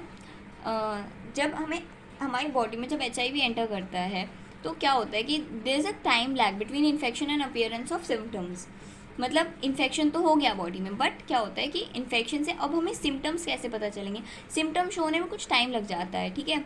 और ये जो टाइम लैग होता है ना, ये कुछ मंथ से, कभी कभी क्या होता है कुछ मंथ्स में सिम्टम आ जाते हैं, कभी कभी 5-10 साल भी लग जाते हैं सिम्टम्स को आने में। तो फ्यू मंथ से 5 to 10 ईयर्स तक हमें सिम्टम्स शो हो सकते हैं। देन डायग्नोसिस कैसे करते हैं? डायग्नोसिस के लिए एलिसा टेस्ट होता है। एलिसा की क्या फुल फॉर्म होती है? एंजाइम लिंक्ड इम्यूनो सॉर्बेंट एसे, एलिसा, ठीक है, एलिसा टेस्ट होता है। अब HIV की लाइफ साइकिल पढ़ते हैं। HIV की लाइफ साइकिल में क्या होता है? सबसे पहले जो रेट्रो वायरस होगा, ठीक है, ये क्या करेगा? ये हम after getting into the body of the person, virus enters the macrophage. ये हमारी बॉडी में जो एक टाइप ऑफ सेल्स होते हैं मैक्रोफेज, उनमें एंटर करता है। सबसे पहले जब HIV जो वायरस है हमारी बॉडी में आया, ठीक है, ये जो वायरस होगा सबसे पहले मैक्रोफेज पे जाएगा। हेयर RNA इज रेप्लिकेटेड, यहाँ पे RNA रेप्लिकेट करेगा, ठीक है, डिवाइड करेगा to form viral DNA। RNA से उसका जीनोम में तो RNA था ना, अब वो RNA से ना DNA बनाएगा अपने आप में, क्योंकि हमारी बॉडी में तो DNA है, तो हमारी बॉडी के जैसा बनने के लिए ना RNA से DNA बनाएगा। अब जब आपने चैप्टर नंबर 6 पढ़ा होगा मॉलिक्यूलर इनहेरिटेंस, वहाँ पे आपने देखा होगा कि RNA से DNA बनने के लिए जो प्रोसेस होता है रिवर्स ट्रांसक्रिप्शन। DNA से जब DNA से RNA बनता है तो वो ट्रांसक्रिप्शन, बट जब RNA से DNA बनेगा, ठीक है, तो वो होगा रिवर्स ट्रांसक्रिप्शन बाय एंजाइम। कौन से एंजाइम से? रिवर्स ट्रांसक्रिप्टेज एंजाइम लगेगा यहाँ पे। RNA रेप्लिकेट करके वायरल DNA बनाएगा। Viral DNA now gets incorporated into host cell DNA। अब ये जो DNA होगा वायरल DNA, इसको हमने वायरल DNA बोलेंगे क्योंकि वायरस का DNA है। वायरल DNA अब हमारी बॉडी में आएगा, ठीक है, इनकॉर्पोरेट करेगा होस्ट सेल DNA। हमारी जो बॉडी की सेल्स हैं, जो होस्ट सेल हैं, उसके DNA में इनकॉर्पोरेट करेगा। अब ये जो वायरल DNA था ठीक है, ये हमारे ये क्या हुआ, now gets incorporated in the host cell DNA. अब ये हमारे डीएनए में एंटर कर चुका है, ठीक है, हमारी जो सेल्स हैं उनके डीएनए में एंटर कर चुका है, and directs the infected cell to produce viruses. अब ये जो वायरल डीएनए ये हमारे डीएनए को डायरेक्ट कर रहा है, ठीक है, उनको क्या कर रहा है, उनको ये वायरस प्रोड्यूस करने के लिए बोल रहा है, ठीक है। Macrophages continue to produce virus particles. Macrophages क्या कर रहे हैं, जो माइक्रोफेज हमारी बॉडी में ये जो वायरस था जो मैक्रोफेज में एंटर हुआ था, ये क्या कर रहा है, ये वायरस पार्टिकल्स को प्रोड्यूस करवाया जा रहा है, ठीक है। Virus particles help the T lymphocytes in blood. Virus particles क्या कर रहे हैं, हमारे ब्लड में जो टी लिम्फोसाइट्स प्रेजेंट हैं उनकी हेल्प कर रहे हैं, where they continue to replicate and produce viral progenies. हमारी बॉडी में जितनी भी रेप्लिकेशन चल रही है, एंटीबॉडीज़ तो कुछ प्रोड्यूस नहीं हो रही, जितनी भी रेप्लिकेशन चल रही है वो सब वायरस की चल रही है, ठीक है। वायरल प्रोजेनीज, वायरल की प्रोजेनीज की चल रही है, यहाँ पे वायरस की पार्टिकल्स, मतलब हमारी बॉडी में वायरस की मात्रा बढ़ ही जा रही है। दस the number of helper T lymphocyte progressively decrease. इससे क्या हुआ, हमारी बॉडी में जो टी लिम्फोसाइट्स थे जो कि हमारे इम्यूनिटी प्रोवाइड करते, ठीक है, वो तो हमारी बॉडी में क्या हुआ, जो हेल्पर टी लिम्फोसाइट्स थे इनका जो अमाउंट था वो तो डिक्रीज होने लग गया अब इन the body of infected person, ठीक है। With decrease of number of, अब जब हमारी बॉडी में टी लिम्फोसाइट्स का क्या काम होता है, टी लिम्फोसाइट्स हमारी बॉडी में एंटीबॉडीज़ प्रोड्यूस करते हैं, हमें इम्यूनिटी प्रोवाइड करते हैं। अब जब T lymphocyte cell, T cells की ही जो नंबर था वो डिक्रीज होने लगा हमारी बॉडी में, तो यानी हमारी बॉडी में अब इम्यूनिटी डिक्रीज हो गई है, ठीक है। जब इम्यूनिटी ही डिक्रीज हो गई तो अब क्या होगा, हमें कोई भी छोटे से छोटा इन्फेक्शन भी होगा हमारी बॉडी में, सपोज़ हमारी बॉडी में कुछ भी कॉमन कोल्ड तक होगा, तो वो भी हमारी बॉडी में इतना ज़्यादा, क्योंकि हमारी बॉडी उसके लिए भी इम्यूनिटी प्रोवाइड ही नहीं कर सकती, इम्यूनिटी इतनी ज़्यादा लो हो जाती है, तो हमें वो भी निमोनिया बन सकता है, ठीक है। छोटा सा कहीं पे कट लगा, जो नॉर्मली हमें थोड़ा बहुत कट लग जाता है वो हमारी बॉडी वैसे ही हील कर लेती है, ठीक है। आपने देखा होगा नाइफ वगैरह से कट लग जाता है तो वो वैसे ही हील हो जाता है, हमें उस पर कुछ भी मेडिसिन लगाने की ज़रूरत नहीं पड़ती है। बट इस केस में क्या होगा, जब एड्स हो जाता है पेशेंट को तो ब्लीडिंग नहीं रुकती, क्योंकि जो ब्लड क्लॉट्स वगैरह होते हैं, ये जो ब्लड क्लॉटिंग हो जाती है, हील करते हैं, सब नहीं बन पाते हैं, ठीक है। इम्यूनिटी लो हो गई हमारी बॉडी की, ठीक है। तो हम किसी भी डिजीज़ से, कोई भी छोटा छोटा इन्फेक्शन, वो हम उससे फाइट नहीं कर सकते हैं, ठीक है। With the decrease in number of T cell, the immunity also decrease. The person is unable to produce any immune response. कैसा भी immune response हम नहीं produce कर सकते, even against common bacteria like microbacterium, toxoplasma, viruses and fungi, किसी के भी through हम नहीं कर सकते। एनसीईआरटी में ये एक लाइफ साइकिल गिवन है, रेप्लिकेशन कैसे रेट्रोवायरस रेप्लिकेट करता है, मैंने आपको सब कुछ समझा दिया। Retrovirus protein, viral protein code, ये उसका आरएनए है, ये उस पर एनवलप बना हुआ है, ठीक है। वायरल आरएनए कोड जब हमारी बॉडी के, ये हमारी बॉडी का नॉर्मल सेल है, इसको इन्फेक्ट करेगा, ठीक है। अब ये आ गया एनिमल सेल्स के ऊपर, पहले इन्फेक्शन कॉज हुआ, अब ये हमारी सेल के अंदर आ गया, अब जो सब कुछ होगा वो हमारी सेल के अंदर होगा, ये हमारी सेल की प्लाज्मा मेम्ब्रेन है। Viral RNA is introduced into the cell, हमारी सेल में वायरल आरएनए आ चुका है। ये जो वायरल आरएनए होगा ये रिवर्स ट्रांसक्रिप्शन करेगा with the help of enzyme reverse transcriptase, ठीक है। अब ये वायरल डीएनए बना देगा, जब ये वायरल डीएनए बना देगा, ये वायरल डीएनए हमारे जीनोम में आ चुका है अब, ठीक है। तो हमारा जीनोम ये नहीं बता सकता कि कौन सा वायरस का है कौन सा हमारा है, ठीक है, क्योंकि इसने डायरेक्ट जीनोम पे एक्ट किया, इसने किसी पर्टिकुलर सेल पे, किसी पर्टिकुलर बॉडी ऑर्गन पे एक्ट नहीं किया। हमारे जीनोम में ये आ चुका है, ये हमारा डीएनए, ये हमारा nucleus, new viral RNA is produced by the infected cell. अब इन्फेक्टेड सेल क्या करेंगे, दोबारा से वायरल आरएनए बनाएंगे, ठीक है, न्यू वायरसेस प्रोड्यूस होंगे, फिर तो मतलब हमारी बॉडी में वायरस की मात्रा इतनी ज़्यादा बढ़ जाएगी, ठीक है। फिर ये जो वायरस होंगे ये हमारी बॉडी के बाकी सेल्स को इन्फेक्ट करने लगेंगे। अब दूसरे, क्योंकि इसने क्या किया, एक वायरस एंटर हुआ, ठीक है, उसने बहुत सारे वायरसेस हमारी बॉडी में बना दिए, और ये बहुत सारे वायरसेस हमारी बॉडी के बहुत सारे सेल्स पर अटैक करेंगे, ठीक है। और वैसे ये सब रिपीट होता जाएगा, और हमारी बॉडी में जो टी लिम्फोसाइट्स होंगे वो डिक्रीज़ हो जाएंगे, और बॉडी में ये वायरल सेल्स ही इंक्रीज हो जाएंगे, जिससे हमारी इम्यूनिटी लो हो जाएगी। Infected person can survive while viruses are being replicated and released. हम इन्फेक्टेड पर्सन जो होगा, जिस पर्सन को एड्स होगा, जिस पर्सन में ये वायरस आएगा, ठीक है, वो सर्वाइव कर सकता है जब तक ये वायरस रेप्लिकेट कर रहा है, रिलीज़ कर रहा है, बट ज़्यादा टाइम तक मुश्किल हो जाता है, ठीक है। अब एनसीईआरटी में एक बात, ये जो नाको है, नाको एक ऑर्गेनाइजेशन है, नेशनल एड्स कंट्रोल ऑर्गेनाइजेशन, ये लोगों को एडुकेट करती है अबाउट एड्स, एड्स के लिए लोगों को एडुकेट करती है। नेक्स्ट जो हमारी डिजीज़ एनसीईआरटी में गिवन है वो है, एनसीईआरटी में फिर कुछ प्रिवेंशन मेथड्स भी गिवन है एड्स के। तो ऐसा लिखा हुआ है एड्स हैज़ नो क्योर, इसका कोई क्योर नहीं है, प्रिवेंशन ही सबसे बेस्ट ऑप्शन है। प्रिवेंटिव मेथड्स कुछ कुछ गिवन है एनसीईआरटी में, ये मैंने नोट्स में नहीं लिखे हैं क्योंकि ये इतने इंपॉर्टेंट नहीं है, अगर कोई क्वेश्चन बनता है तो वो एड्स की साइकिल से ही बनता है, ठीक है। देन कैंसर, कैंसर के बारे में, कैंसर पे आजकल बहुत क्वेश्चन आते हैं, अलग अलग टाइप से पूछ लेता है कैंसर की सेल्स की कैरेक्टरिस्टिक्स, बेलाइन ट्यूमर और मैलिग्नेंट ट्यूमर में डिफरेंस, देन वो कॉज ऑफ कैंसर पूछ लेता है आपसे, कैंसर कैसे डिटेक्ट करते हैं, कैंसर की ट्रीटमेंट, सब कुछ पूछ लेता है वो आपसे, ठीक है, अलग अलग केस बेस करके क्वेश्चंस। कैंसर क्या है? कैंसर इज डिफाइंड एज जब हमारी बॉडी में सेल्स की अनकंट्रोल्ड डिवीजन होने लगे, सेल्स इतने ज़्यादा डिवाइड करने लगे and proliferation of cells without any differentiation, तो हमारी बॉडी में कैंसर की फॉर्मेशन होने लगती है उस पर्टिकुलर टिश्यू में, इस पर्टिकुलर ऑर्गन में। कैंसर सेल्स की क्या कैरेक्टरिस्टिक्स होती हैं? पहली चीज़ जो कैंसर सेल्स होती हैं वो रिपीटेडली डिवाइड करती हैं विद अनकंट्रोल्ड सेल डिवीजन, एक अनकंट्रोल्ड सेल डिवीजन होती है, ठीक है। इनको कोई एक्स्ट्रा सेलुलर ग्रोथ फैक्टर नहीं चाहिए होता कैंसर सेल्स को। देन जो हमारा नेक्स्ट पॉइंट हो जाता है, कैंसर सेल्स के अंदर जो कॉन्टैक्ट इनहिबिशन की प्रॉपर्टी होती है ये लॉस्ट हो जाती है, cancer cells have lost the property of contact inhibition, ठीक है। तो बहुत बच्चे इसको कंफ्यूज कर जाते हैं, वो लिखते हैं cancer cells have contact inhibition property, नहीं, cancer cells have lost this property. अब क्वेश्चन आता है कि कॉन्टैक्ट एनिमेशन है क्या? कॉन्टैक्ट एनिमेशन नॉर्मल सेल्स की प्रॉपर्टी शो करते हैं। इसमें क्या होता है कि ये जो नॉर्मल सेल्स होते हैं ना हमारे, वो अनकंट्रोल्ड ग्रोथ होने को प्रिवेंट करते हैं, मतलब अनकंट्रोल्ड ग्रोथ को इनहिबिट करते हैं। हमारे जो नॉर्मल सेल्स होते हैं किसी भी सेल में, किसी भी टिश्यू में अनकंट्रोल्ड ग्रोथ नहीं होने देते, बट ये जो कैंसर सेल्स होते हैं ये प्रॉपर्टी लॉस्ट कर चुके होते हैं, ठीक है। Due to repeated division cells from a large mass और टिश्यू कॉल्ड ट्यूमर। अब जब एक ही जगह पे इतनी ज़्यादा डिवीजन होगा तो वहाँ पे बहुत ज़्यादा सेल बन जाएंगे, सेल्स आपस में मिलकर टिश्यू बनाते हैं, तो यानी बहुत लार्ज मास ऑफ टिश्यू वहाँ पे क्रिएट हो जाएगा जिसको हम ट्यूमर कहते हैं, ठीक है।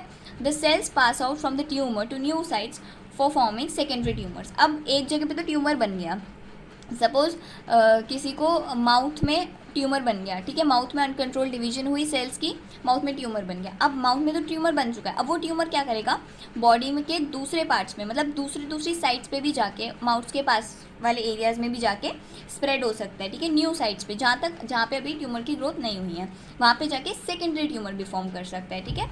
Cells pass out from the tumour new site forming secondary tumour, secondary tumours ऐसे बन जाते हैं। Invasion of cancerous cells from one part to another part of the body fluid is called metastasis.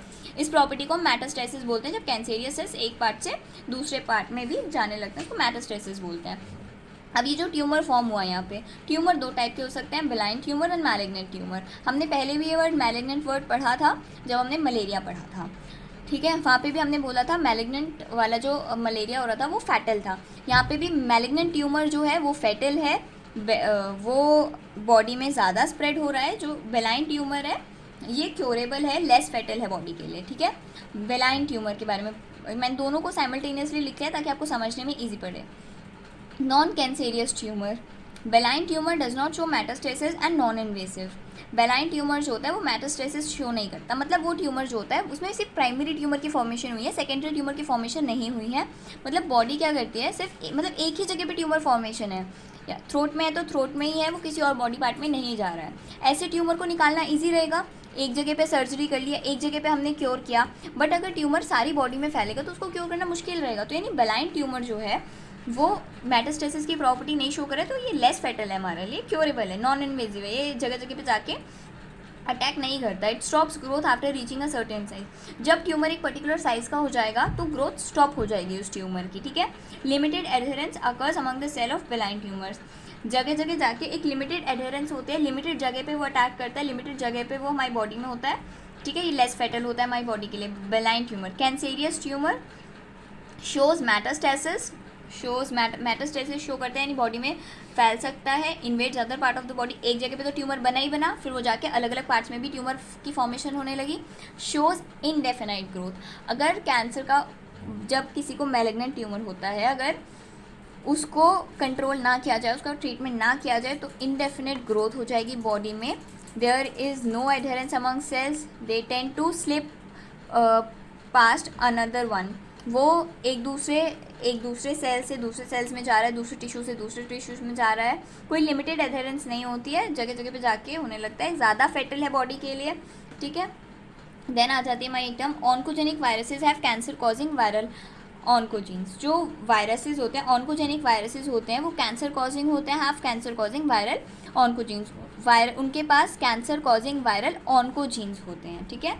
Normal cells have genes called cellular oncogenes. Normal cells के पास cellular oncogenes होते हैं, जिनको हम CONC करके रिप्रेजेंट करते हैं. और proto oncogenes which are present in inactivate stage, जो हमारी इनएक्टिवेट स्टेज में हमारी बॉडी में प्रेजेंट होते हैं, but under certain condition get transform. हमारी बॉडी में सेल्यूलर ऑन्कोजीन्स प्रेजेंट होते हैं, जो हमारी नॉर्मल सेल्स के पास होते हैं, जिनको हम प्रोटो ऑन्कोजीन्स भी बोलते हैं. ठीक है. वो हमारी बॉडी में इनएक्टिवेटेड स्टेट में प्रेजेंट होते हैं, बट कुछ सर्टेन कंडीशंस के अंडर ये जो नॉर्मल ऑन्कोजीन्स होते हैं, जो सेलुलर ऑन्कोजीन्स होते हैं ना, ये ट्रांसफॉर्म हो जाते हैं. मतलब हमारी ही बॉडी के सेल्स हैं, ऐसा कैंसर सेल्स कहीं बाहर से नहीं आए हैं. हमारी बॉडी में सेलुलर ऑन्कोजीन्स प्रेजेंट थे. कुछ सर्टेन कंडीशंस के अंडर ये सेलुलर ऑन्कोजीन्स क्या हुए, ये कैंसर कॉजिंग ऑन्कोजीन्स बन गए हैं. तो हमारी बॉडी के ही सेल्स हैं. ठीक है. जो इसीलिए हमारी बॉडी, जब ये हमारी बॉडी के ही सेल्स हैं, तो यानी जो अब जैसे अब तक हम पढ़ रहे थे कि कोई पैथोजन आएगा तो हमारी बॉडी उससे इम्यूनिटी बनाएगी, एंटीबॉडीज़ प्रोड्यूस होंगे, ऐसा कुछ कैंसर के केस में नहीं हो सकता. ठीक है. क्योंकि हमारी बॉडी के ही सेल्स हैं. Then cause of cancer. Cancer के क्या क्या कॉजेज होते हैं. पहली चीज़, कैंसर कॉजिंग एजेंट्स को हम बोलते हैं कार्सिनोजेंस. उनको हम कार्सिनोजेंस बोलते हैं. केमिकल एजेंट्स भी हो सकते हैं, जैसे कुछ केमिकल्स, हार्मफुल केमिकल्स जो होते हैं वो अलग अलग आइटम्स में प्रेजेंट होते हैं. ठीक है. जैसे एनिलीन, डाइज, बेंजोफिनीन केमिकल, ये सब सिगरेट में होते हैं ये सब केमिकल्स. ठीक है. तो सिगरेट स्मोकिंग से भी कैंसर कॉज होता है. फिजिकल एजेंट्स कौन से होते हैं. Ionising radiations like x rays, gamma rays and non ionising radiation like UV rays. ये सभी जिनको स्किन का कैंसर होता है. बार बार जैसे एक्सरे का भी एक पर्टिकुलर वो होता है कि एक्सरे में भी हर किसी को पास नहीं किया जाता है. ठीक है. तो वो एक्सरेज, गामास, क्योंकि एक्सरेज वगैरह सब, गामा रेज, ये सब हार्मफुल रेज होते हैं जो हमारी बॉडी को हार्म करती हैं. ये सब फिजिकल एजेंट्स हो गए जो कि कैंसर कॉज करने में हेल्प करते हैं. बायोलॉजिकल एजेंट्स हो गए ये ऑन्कोजेनिक वायरसेस. कुछ वायरस ऑन्कोजेनिक ही होते हैं. ठीक है. And some parasites. तो ये सब एग्जाम्पल हो गए कॉजेज ऑफ कैंसर के.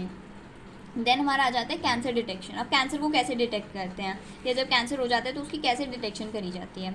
सबसे पहला blood and bone marrow test. Blood and bone marrow test होता है done for increase cells count in case of leukaemia के केस में. जब हमें ब्लड कैंसर होता है या ये ब्लड कैंसर या फिर WBC कैंसर होता है ना, उस केस में हम सेल का काउंट चेक करते हैं कि सेल कितना है, तो वो हमारा इसमें आ जाता है. सेकेंड टेस्ट जो होता है हिस्टोपैथोलॉजिकल स्टडी. ठीक है. जब हम टिश्यू को लेके करते हैं. ठीक है. और बायोप्सी भी बोलते हैं. बायोप्सी में क्या होता है, हमारी बॉडी का पीस ऑफ सस्पेक्टेड टिश्यू. जिस टिश्यू में कैंसर हो रहा होता है ना, उसको हम सस्पेक्ट करते हैं, उसको कट करते हैं, उसके थिन सेक्शंस बनाते हैं, उसको स्टेनिंग करते हैं और उसको माइक्रोस्कोप के अंदर एग्जामिन करते हैं. कौन करता है सब, पैथोलॉजिस्ट करते हैं ये सब काम. उसको हम बायोप्सी बोलते हैं, बायोप्सी टेस्ट. कैंसर पेशेंट्स के लिए मोस्टली बायोप्सी करी जाती है. Then radiography. एक्सरेज के थ्रू भी कुछ कैंसर डिटेक्ट होता है. जब कैंसर इंटरनल ऑर्गन्स में, लाइक किडनी, लीवर वगैरह में अगर कैंसर है तो उसको डिटेक्ट करते हैं रेडियोग्राफी के through. Then computed tomography. Computed tomography में क्या होता है, uses x rays to generate a 3 dimensional image. ये एक्सरेज को यूज़ करके ना एक 3 डायमेंशनल इमेज बनाते हैं. जैसे हमारी बॉडी में एक्सरे में क्या होता है, एक्सरे में हमें 2D इमेज मिलती है. ठीक है. बट कंप्यूटेड टोमोग्राफी, जब CT स्कैन होता है ना, तो CT स्कैन को हम कंप्यूटेड टोमोग्राफी बोलते हैं. इसमें क्या होता है कि एक्सरेज के थ्रू ही हम एक इंटरनल ऑर्गन की ना एक 3D इमेज बना देते हैं. कई बार हो सकता है ये हमारा ऑर्गन है. ठीक है. ये सपोज हमारा एक किडनी है हमारी. ठीक है. इसमें यहाँ पे ट्यूमर नहीं है, हो सकता है इसमें पीछे की साइड ट्यूमर हो, वो हमें नॉर्मली तो दिखेगा नहीं. तो हम क्या करते हैं, उस केस में CT स्कैन होता है, 3D इमेज, यहाँ से भी इमेज हुई, इधर साइड से भी, पीछे से भी, ऊपर से भी, नीचे से, हर टाइप से 3D इमेज ली हमने इंटरनल ऑर्गन के डिटेक्ट करने के लिए कैंसर को, कि कैंसर एग्जैक्ट किस पोजीशन पे है. ठीक है. Then resonance imaging. Non ionising radiations and strong magnetic field are used. MRI जो होता है हमारा, MRI करते हैं, ठीक है, to accurately detect pathological and physiological changes in the living tissue. क्या चेंजेस हुए हैं, ठीक है, पहले हमारा टिश्यू कैसा था, अब हमारा टिश्यू कैसा है, वो सब देखने के लिए हम रेजोनेंस इमेजिंग करते हैं। Then monoclonal antibodies, next method जो आता है हमारा वो मोनोक्लोनल एंटीबॉडीज़, ठीक है। इसमें क्या करते हैं, antibodies against cancer specific antigen, cancer specific antigens जो हैं उसके अगेंस्ट हम एंटीबॉडीज़ को यूज़ करते हैं to detect certain type of cancers, ठीक है। तो ये हमारे 6 मेथड्स हैं कैंसर डिटेक्शन के। आजकल डायरेक्टली क्वेश्चन, क्योंकि एनसीईआरटी में ना बहुत छोटा सा एक ही पैराग्राफ गिवन है कैंसर डिटेक्शन का, एनसीईआरटी में बहुत छोटा सा एक पैरा गिवन है कैंसर डिटेक्शन का, और बच्चे उसको ध्यान से पढ़ते नहीं हैं, इसलिए इस पे क्वेश्चन ज़्यादा आते हैं। देन ट्रीटमेंट ऑफ कैंसर, ठीक है, और उन्हें डिटेक्ट कर लिया, कॉज पता कर लिया, ट्रीटमेंट कैसे होता है इसका। पहली चीज़ सर्जरी, सबसे पहले कुछ केस में क्या करते हैं, जहाँ पे हमारा ट्यूमर बनता है उस ट्यूमर को ही रिमूव कर लेते हैं। Tumour cells are remove to check the spread of cancer cell, ताकि कैंसर जो है वो बाकी। तो कुछ केसेस में हम सर्जरी कर देते हैं, जहाँ पे ट्यूमर की ग्रोथ होती है हम उस ट्यूमर को ही रिमूव कर देते हैं ताकि और जगह पे स्प्रेड ना हो। देन सेकेंड ट्रीटमेंट जो होता है radiation therapy, radiation of लीदल radiation of tumour cells is done taking proper care of normal tissue surrounding the. Radiations के थ्रू हम ट्यूमर को ट्रीट करते हैं, उन रेडिएशंस को रेडिएशंस पास कराई जाती हैं ट्यूमर में, ठीक है, तो ताकि वो जो ट्यूमर था उसकी ग्रोथ वहीं पे स्टॉप हो जाए और वो ट्यूमर डेड हो जाए वहीं के वहीं पे, जब ट्यूमर छोटा होता है, ठीक है, और नॉर्मल टिश्यूज़ को कोई हार्म ना हो। कुछ केस में हम कीमोथेरेपी करते हैं। Chemotherapy, cancerous cells are killed by several chemotherapeutic drugs. Chemotherapeutic drugs चलती हैं, ठीक है, पेशेंट्स की, बट इसके ना साइड इफ़ेक्ट्स होते हैं, क्योंकि हेयर लॉस वगैरह, अनीमिया, ये सब इसके साइड इफ़ेक्ट्स होते हैं कीमोथेरेपी के। Then immunotherapy, biological modifiers like alpha interferons are used which activate immune system and destroy the tumor। Alpha interferons inject किए जाते हैं बॉडी में, ठीक है, वो क्या करते हैं, इम्यून सिस्टम को एक्टिवेट करते हैं, जो कि ट्यूमर को किल करने में, ट्यूमर को डिस्ट्रॉय करने में हेल्प करें। तो यहाँ पे हमारा कैंसर वाला टॉपिक एंड होता है। I hope this topic is clear to you. मैं पहले बता दूँ, this is a very important topic, आप अच्छे से इसको प्रिपेयर करिएगा अपने बोर्ड एग्जामिनेशन के लिए। देन हमारा जो नेक्स्ट टॉपिक आ जाता है ड्रग्स एंड एल्कोहल एब्यूज़।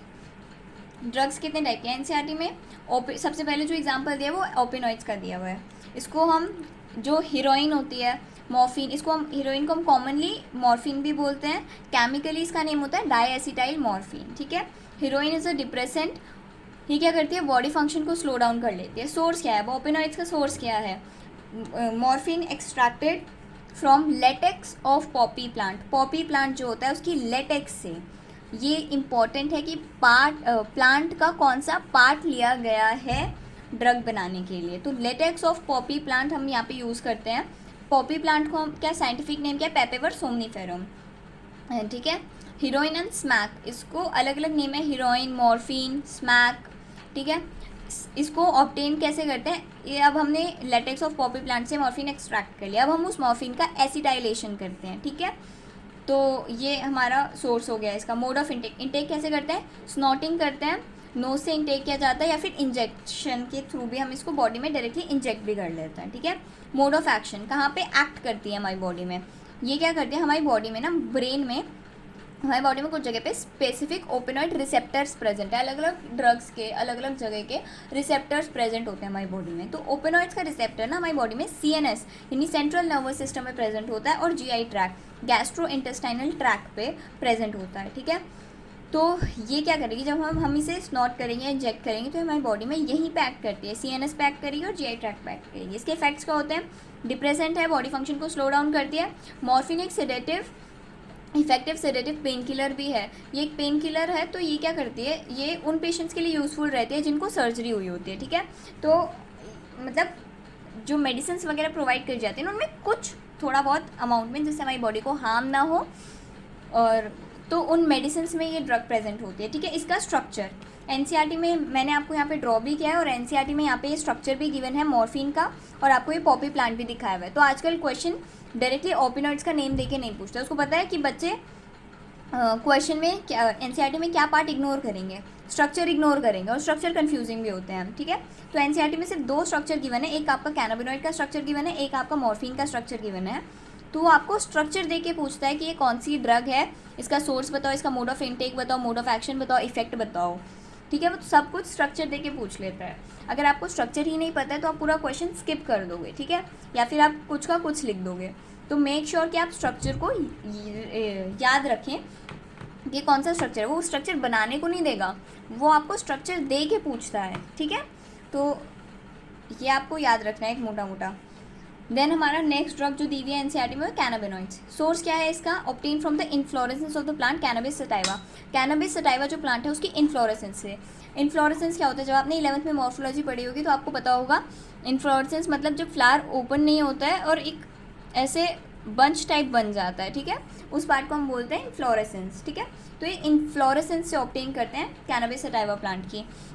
ये जो प्लांट है कैनबिस सटाइवा, इसके अलग अलग पार्ट्स, अलग अलग उनको अलग अलग कॉम्बिनेशन में, उनको वेरियस कॉम्बिनेशंस में हम अलग अलग ड्रग्स प्रोड्यूस करते हैं, जैसे flower tops, leaves, resins of cannabis sativa in various combinations. ये वेरियस कॉम्बिनेशन में यूज़ करके हम अलग अलग ड्रग्स बनाते हैं। हशीश, चरस, मारिजुआना, गांजा, ये सब कुछ भी कैनबिस सटाइवा के ही प्लांट से बनती हैं, ठीक है। मोड ऑफ इनटेक, इनको कैसे इनटेक करते हैं? इनहेलेशन, डायरेक्टली इनहेल कर देते हैं, और ओरल इंजेक्शन, ओरली लेते हैं। Then mode of action, action क्या कहाँ पे एक्ट करते हैं हमारी बॉडी में? कैनाबिनॉइड्स रिसेप्टर्स पे हमारी बॉडी में, ब्रेन में प्रेजेंट होते हैं, ठीक है। इफेक्ट, कार्डियोवैस्कुलर सिस्टम पे, सीधा दिलो दिमाग पे अटैक करती है हमारी बॉडी में, ठीक है। इसका इफेक्ट भी वहीं पे शो होता है। स्ट्रक्चर, ये इसका स्ट्रक्चर गिवन है, यहाँ पे मैंने आपको दिखाया एनसीईआरटी में इसका स्ट्रक्चर गिवन है। क्वेश्चन कैसे आएगा? स्ट्रक्चर देके पूछ लेगा कि ये कौन सी ड्रग है और इसका सोर्स, इनटेक, एक्शन सब कुछ बताओ। ये कैनाबिनॉइड की लीफ भी बनाई हुई है, आपको दिखाई हुई है एनसीईआरटी में। देन जो हमारी नेक्स्ट ड्रग एनसीईआरटी में बताई गई है वो है कोका एल्केलॉइड और कोकेन, ठीक है। कोकेन का सोर्स क्या है? Leaves and young branches of south American plant. South American plant होता है इरिथ्रोजाइलम कोका, उसकी लीव्स और यंग ब्रांचेस जो होती हैं उससे हम ये एक्सट्रैक्ट करते हैं। मोड ऑफ इनटेक कैसे करते हैं? स्निफिंग और स्नॉटिंग के थ्रू इनटेक करते हैं। एक्शन, कहाँ पे अटैक करती हैं ये? Stimulate action on CNS, central nervous system पे, and interferences with the transport of neurotransmitter called dopamine. हमारी बॉडी में जो न्यूरो ट्रांसमीटर होता है डोपामीन, उस पर अटैक करती हैं, ठीक है, उसके फंक्शन को इंटरफेयर करती हैं। इफेक्ट, स्ट्रॉन्ग स्टिमुलेंट, बहुत स्ट्रॉन्ग स्टिमुलेंट है ये, ठीक है, हमारी बॉडी को स्टिम्युलेट करती है। व्हेन टेकन इन ओवरडोज, जब ओवरडोज में ले लेते हैं हम इनको, हेडेक होता है, कॉन्वर्जन्स, हेल्यूसिनेशंस होने लगते हैं, और डेथ भी हो सकती है ड्यू टू कार्डियोवैस्कुलर और रेस्पिरेटरी फेलियर। जब उनको ज़्यादा इनटेक करते हैं तो कार्डियोवैस्कुलर, दिल और रेस्पिरेटरी फेलियर हो जाता है, तो इसकी वजह से हमारी डेथ हो सकती है। प्रोड्यूस सेंस ऑफ यूफोरिया, एक सेंस ऑफ यूफोरिया हमारी बॉडी में प्रोड्यूस होती है। यूफोरिया का मतलब क्या होता है? हमें बहुत हाइपर एक्टिव सा फील होता है, बहुत खुश सा फील होने लगता है, इंक्रीज एनर्जी, उसको हम यूफोरिया बोलते हैं। Also abuse by sports person भी इसका इलीगली यूज़ करते हैं। कैसे? क्योंकि ये हमारी एनर्जी को इंक्रीज़ कर देता है, ठीक है, तो स्पोर्ट्स पर्सन भी इसको यूज़ मतलब इलीगली यूज़ कर सकते हैं। देन हेल्यूसिनोजेंस, ठीक है, इसका कोई अब बस उन्हीं दोनों का फिगर्स गिवन था एनसीईआरटी में, और किसी का कुछ गिवन नहीं है। अब हेल्यूसिनोजेंस, ठीक है, सोर्स क्या है इसका? Obtain from the plant of Atropa belladonna and datura plant और एल्ट्रोपा बेलाडोना प्लांट से हम इसको एक्सट्रैक्ट करते हैं। LSD जो है, lysergic acid di ethyl amide, lysergic acid di ethyl amide, इसको हम डिराइव करते हैं फ्रॉम द फंजाई क्लेविसेप पर्प्यूरिया। फंगस है ये क्लेविसेप पर्प्यूरिया, उससे डिराइव करते हैं। मोड ऑफ एक्शन कहाँ पे एक्ट करती है? Drugs are called psychedelic drugs because of their effects on cerebrum. पहली बात तो ये सेरिब्रम पे एक्ट करती है। सेरिब्रम किसका पार्ट होता है? ब्रेन का ही पार्ट होता है, और सेंस ऑर्गन्स वहाँ पे अटैक कर रही होती है। इफेक्ट कहाँ पे इफेक्ट शो होता है? ड्रग इफेक्ट, ये हमारे सीधा थॉट प्रोसेसिंग, हमारी फीलिंग्स, हमारे परसेप्शंस ऑफ इंडिविजुअल, उस पर अटैक करती है, ठीक है। Medically these drugs are given to cope with the mental illness. Medically इन ड्रग्स को, जो मेडिसिन वगैरह होती हैं, उनमें कैसे यूज़ करते हैं? जिन पेशेंट्स को डिप्रेशन और इंसोमिया होता है, उससे ओवरकम करने के लिए हम इन ड्रग्स को यूज़ करते हैं, ठीक है। टोबैको, नाउ नेक्स्ट जो हमारे इसमें टॉपिक दिया हुआ है पैरा में, वो है टोबैको। टोबैको का सोर्स क्या है? टोबैको प्लांट से लिया जाता है। मोड ऑफ इनटेक कैसे? स्मोक करते हैं, च्यू करते हैं, या फिर यूज है sniff. Mode of action, tobacco में निकोटीन प्रेजेंट होता है विच स्टिमुलेट एड्रिनल ग्लैंड, जो हमारी बॉडी का एड्रिनल ग्लैंड को स्टिमुलेट करता है। एड्रिनल ग्लैंड का क्या फंक्शन होता है, बॉडी में एड्रिनलिन और नॉन एड्रिनलिन सिक्रीट करता है। ये आपने 11th में अच्छे से पढ़ा होगा, एड्रिनल ग्लैंड का फंक्शन क्या होता है, एड्रिनलिन और नॉन एड्रिनलिन सिक्रीट करता है which in turn increase blood pressure, हमारा ब्लड प्रेशर, हमारा हार्ट रेट इंक्रीज करते हैं। इफेक्ट्स कहाँ पे इसका इफेक्ट शो होता है, इंक्रीज चांसेस ऑफ, ये लंग कैंसर को बढ़ाता है, ब्रोंकाइटिस को बढ़ाता है, क्योंकि हमने इसको स्मोक किया है, ठीक है। जब हम कोई चीज़ स्मोक करेंगे तो वो हमारे लंग्स को अटैक करेगी, हमारे थ्रोट को अटैक करेगी, हमारे माउथ को अटैक करेगी, ठीक है। तो वहाँ पे cancer of throat, gastric ulcer, ये सब हो सकता है। Smoking leads to increase in, जब हम स्मोक करेंगे तो वो हमारी बॉडी में CO की कंटेंट बढ़ा देगी, CO के अमाउंट बढ़ा देगी। CO is carbon monoxide. अब हमें पता है कि जो हमारे ब्लड के अंदर जो हमारा कैरियर प्रेजेंट है हीमोग्लोबिन की एफिनिटी कार्बन मोनोऑक्साइड के लिए कई ज़्यादा है, कम से कम 200 टाइम्स ज़्यादा प्रेजेंट है कार्बन मोनोऑक्साइड के लिए एफिनिटी रादर देन ऑक्सीजन। तो वो क्या करेगा, वो हीमोग्लोबिन जिसको ऑक्सीजन को लेके जाना चाहिए हमारी बॉडी में ट्रांसपोर्ट करने के लिए, वो जैसे ही उसको कार्बन मोनोऑक्साइड मिलेगा ना, वो ऑक्सीजन को छोड़ देगा और वो कार्बन मोनोऑक्साइड को कैरी करने लगेगा। और कार्बन मोनोऑक्साइड हमें मतलब अब हमारी बॉडी में हीम बाउंड ऑक्सीजन की मात्रा कम हो गई है, तो ये इस तरीके से हमारे लिए हार्मफुल है। Then chewing of tobacco chewing oral cancer cause कर सकता है विच बिकम्स फेटल, ये फेटल भी हो सकता है एक्सट्रीम कंडीशंस में। देन जो हमारा नेक्स्ट आ जाता है एल्कोहल पता है मोड ऑफ इनटेक क्या होता है, ओरल इनटेक, ठीक है। मोड ऑफ एक्शन क्या, alcohol as an anaesthetic effect और ऑन नर्वस सिस्टम पे एक एनेस्थेटिक इफेक्ट कॉज करता है, affecting cerebellum and other parts, ये दिमाग पे ही असर करते हैं, cerebrum and other parts. Effect may cause euphoria, वही feeling of hyperactive stage, feeling of happiness, ठीक है। पैप्टिक अल्सर कॉज करती है, gastric carcinoma, hepatitis and liver cells carcinoma.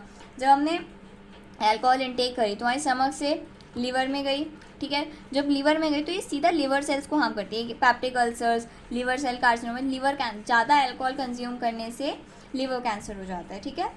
अब NCERT में इसके बाद भी कुछ टॉपिक्स गिवन हैं, जैसे कि adolescence and alcohol and drug abuse. इसमें आपको ये बताया गया कि मतलब क्या क्या वो हो सकते हैं, एडोलेसेंस कैसे एडिक्ट हो जाते हैं ड्रग्स वगैरह की। इतने इंपॉर्टेंट टॉपिक्स नहीं हैं क्योंकि इस चैप्टर में इतने सारे और इंपॉर्टेंट टॉपिक हैं, तो यहाँ से क्वेश्चन नहीं बनता है। Then addiction and dependence, addiction कैसे हो जाता है, डिपेंडेंस कैसे हो जाता है। तो एक टर्म यहाँ पे गिवन है विड्रॉल सिंड्रोम। तो विड्रॉल सिंड्रोम पे आ जाता है जब हम किसी भी चीज़ के एडिक्ट हो जाते हैं, हमारी बॉडी डिपेंडेंट हो जाती है, ठीक है। Dependence is the tendency of the body to manifest a characteristic and unpleasant withdrawal syndrome if regular dose of the drug and alcohol is abruptly discontinued। अब जिन लोगों को अल्कोहल वगैरह की लत लग जाती है, ड्रग्स की एडिक्ट हो जाते हैं, अगर वो एकदम से ड्रग्स छोड़ दें, एकदम से अल्कोहल छोड़ दें, तो उनको जो अनप्लीजेंट फीलिंग होती है दैट इज़ विड्रॉल सिंड्रोम, ठीक है। इसके बाद जो हमारा नेक्स्ट टॉपिक आ जाता है वो है effects of drugs and alcohol abuse, कहाँ क्या क्या इफ़ेक्ट होते हैं, ठीक है। वो सब तो इफ़ेक्ट्स वही डिप्रेशन, मूड स्विंग्स, ये सब कुछ इफ़ेक्ट्स में तो ये सब आ जाता है। कहाँ पे इफेक्ट करती है, mean cardiovascular system, nervous system, बहुत कुछ, ठीक है। प्रिवेंशन एंड कंट्रोल, कैसे हम प्रिवेंट कर सकते हैं, कैसे हम कंट्रोल कर सकते हैं, ये सब टॉपिक्स, ये बस आप एक बार देख लेना, बाकी तो इतने इंपॉर्टेंट नहीं है इस चैप्टर में, बाकी टॉपिक ज़्यादा इंपॉर्टेंट हैं। तो चैप्टर हमने पढ़ लिया ना, नेक्स्ट हमारे PYQs की बारी आती है। Now let's start with the PYQ of this chapter। मैं आपको PYQ की PDF और नोट्स की PDF दोनों डिस्क्रिप्शन लिंक में प्रोवाइडेड होगा, ठीक है। और आप मेरा टेलीग्राम चैनल ज्वाइन कर लीजिए, वहाँ पे आपको सारे जितने मैंने प्रीवियस चैप्टर पढ़ाए हैं और जितने भी आगे पढ़ाऊँगी उन सब की लिंक डिस्क्रिप्शन में प्रोवाइडेड होगा। टेलीग्राम चैनल पे सब कुछ है, तो आप टेलीग्राम चैनल प्रोवाइड कर लीजिए। PYQ देखते हैं हम। सबसे पहला क्वेश्चन, ये malaria, typhoid and pneumonia amoebiasis are some human infectious diseases which one is transmitted to mechanical carrier. Mechanical carrier से कौन कौन सी डिजीज़, अगर आपको पता अमीबाइसिस और मलेरिया, मैंने आपको बताया था मलेरिया मस्कीटो से, अमीबा हाउसफ्लाई से स्प्रेड होता है। दूसरा क्वेश्चन यहाँ पे दिया है कि अर्ली डायग्नोसिस के लिए जो वायरल और बैक्टीरियल डिजीज होती है, अर्ली डायग्नोसिस के लिए कौन सी 2 टेक्निक, एलिसा एड्स को अर्ली डिटेक्ट करने के लिए, और पीसीआर भी हम यूज़ करते हैं। पीसीआर जब आप बायोटेक्नोलॉजी चैप्टर में इसके बाद आपको पढ़ाऊंगी, उसकी वीडियो डालूंगी, उसमें आपको समझ आ जाएगा पीसीआर क्या एक टेक्निक है, तब आपको इस चीज़ को समझने के लिए आसानी होगी, रटना नहीं पड़ेगा। देन स्प्लीन के different roles, spleen secondary lymphoid organs है, लिम्फोइड्स को स्टोर करती है, माइक्रोब्स को फिल्टर करती है, रिजर्वर फॉर इरिथ्रोसाइट्स मैंने आपको बताया था। देन आ जाता है हमारा ऑटो इम्यून डिजीज़ और उनके एग्जाम्पल, ये भी बताया था। एड्स कैसे कॉज होता है, जेनेटिक मटेरियल क्या है, ये सब कुछ मैंने आपको पढ़ा रखा है। देन आ जाता है एसटीडीज़ कैसे ट्रांसमिट करती हैं, ठीक है, 2 एसटीडीज़ के नेम, ये सब भी मैंने आपको बताया था। देन नेक्स्ट क्वेश्चन आ जाता है कोलोस्ट्रम में कौन सी एंटीबॉडी प्रेजेंट है, कोलोस्ट्रम में IgA प्रेजेंट है। उसके बाद आ जाता है यूजफुल हार्मफुल ड्रग्स कौन कौन सी हैं, यूजफुल ड्रग कौन सी और हार्मफुल ड्रग्स कौन सी, जो हमें पॉपी प्लांट से मिलती है। जो हमें हार्मफुल ड्रग मिलती है वो है हीरोइन, जो हमें यूजफुल ड्रग पॉपी प्लांट से मिलती है वो है मॉर्फिन।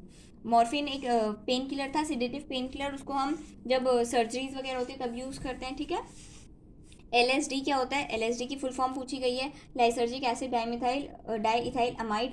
सोर्स क्या है, फंगस से ऑब्टेन होती है, क्लेविसेप एरगॉट फंगस से ऑब्टेन होती है। देन कैटेगरी क्या है, हेल्यूसिनोजन है, ये मैंने जब आपको पढ़ाया था चैप्टर सब कुछ बता रखा है।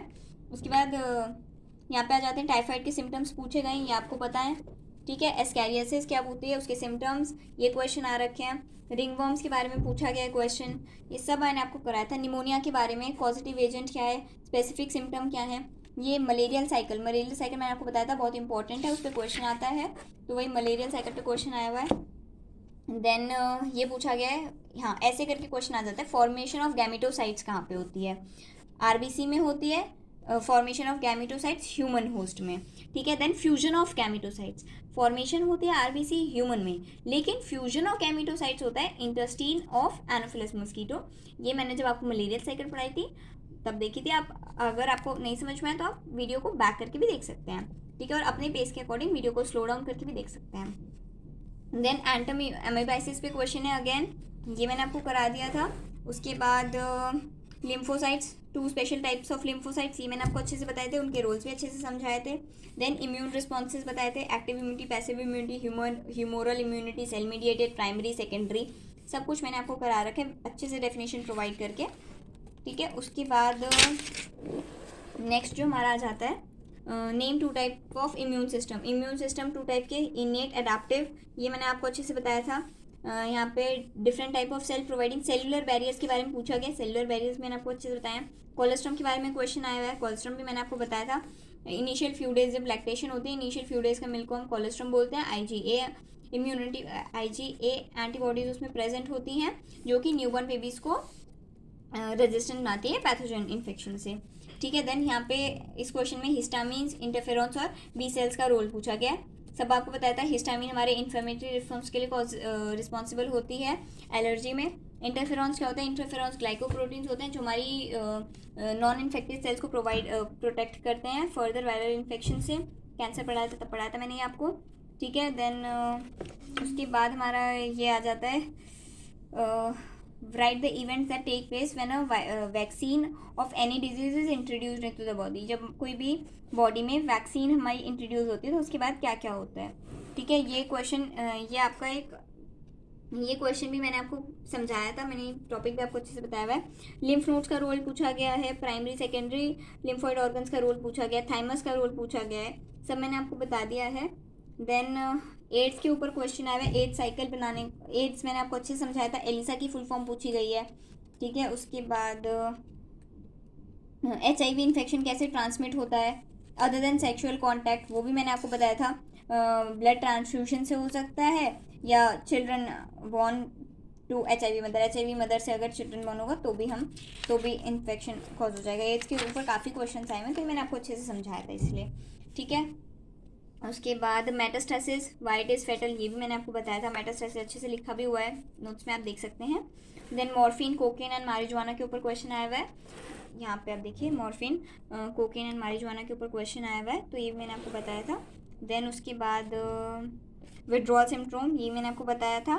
2 सिम्टम, शेकीनेस, एंग्जाइटी होने लगती है, नोजिया, स्वेटिंग, ये सब आपको फील होने लगता है अगर आप एब्रप्टली डिसकंटिन्यू कर दें, मतलब अब तक तो आप अल्कोहल अब्यूज़ कर रहे थे और आपने एकदम से छोड़ दिया लेना, पहले तो आप डेली कर रहे थे, ठीक है, तो तब आपको विड्रॉल सिम्टम शो होगा। देन रेप्लिकेशन ऑफ रेट्रोवायरस पूछा गया है, वो सब मैंने आपको बताया था अच्छे से चार्ट बना के, एनसीईआरटी के डायग्राम से भी समझाया था। उसके बाद ये टाइफाइड पे क्वेश्चन आ रखे हैं, यहाँ पे टाइफाइड मैंने आपको अच्छे से करा दिया था। उसके बाद यहाँ पे अमीबैक डायसेंट्री पे क्वेश्चन आए हुए हैं, ये भी बता दिया मैंने आपको। मलेरियल साइकिल के ऊपर पार्ट्स में क्वेश्चन है, आप सारे पार्ट्स कर सकते हैं। Toxin, name the toxin, hemozoin, name the host for sexual and asexual reproduction, ये भी आप अच्छे से कर सकते हैं जो आपको पता हो। ये क्वेश्चन एग्जैक्टली पूछ के आ रहा है, अगर आपने सब कुछ अच्छे से पढ़ेंगे तो आपको क्वेश्चन अटैम्प्ट करने में दिक्कत नहीं आएगी। वो डायरेक्टली अगर नहीं भी पूछे, इनडायरेक्टली, अब जैसे इस क्वेश्चन में आपको वो एंटीबॉडीज़ का चार्ट दे के पूछा है, ये क्या है एंटीजन बाइंडिंग साइट, ये क्या है हैवी चेन्स है, तो ये आपको समझने में ज़्यादा देर नहीं लगेगी फिर, ठीक है। एंटीजन बाइंडिंग साइट्स हैं ये हमारी लाइट चेन। देन क्वेश्चन में क्या पूछा गया है, पहले तो ABC पूछा था इस क्वेश्चन में। Then chemical name of antibody, antibody का chemical name, antibody is an immunoglobulin, immunoglobulin बोलते हैं। Name the cell that produce antibodies, कौन से सेल प्रोड्यूस करते हैं एंटीबॉडी, B सेल प्रोड्यूस करते हैं। देन क्या पूछा गया, mention the type of immune response, कौन से टाइप का इम्यून रिस्पॉन्स प्रोवाइड करते हैं। देन ह्यूमोरल इम्यून रिस्पॉन्स, ये सबको पता होना चाहिए, मैंने समझाया था सब कुछ, ठीक है। वही सेम रिपीटेड क्वेश्चंस हैं, अलग अलग तरीके से पूछे गए हैं, ठीक है। Interferons, auto immune disease, immune deficiency diseases, lymphoid organs के बारे में क्वेश्चन आया हुआ है। मैं आपको ये HIV के ऊपर क्वेश्चन आया हुआ है, बैलिग्नेंट एंड मेलाइन ट्यूमर, ठीक है। तो वही रिपीटेड क्वेश्चंस हैं, क्वेश्चंस वही रहते हैं। जब आपको सारे टॉपिक्स क्लियर हो जाएंगे तो आप इजीली क्वेश्चंस अटेम्प्ट कर सकते हैं। PYQs की PDF भी एज वेल एज नोट्स की PDF भी आपको दोनों मेरे डिस्क्रिप्शन लिंक में मिल जाएंगी। आप मेरे टेलीग्राम चैनल ज्वाइन कर लीजिए, आपको सारे चैप्टर्स की मिल जाएंगे। Make sure to like, subscribe and comment on the video. Thank you for watching.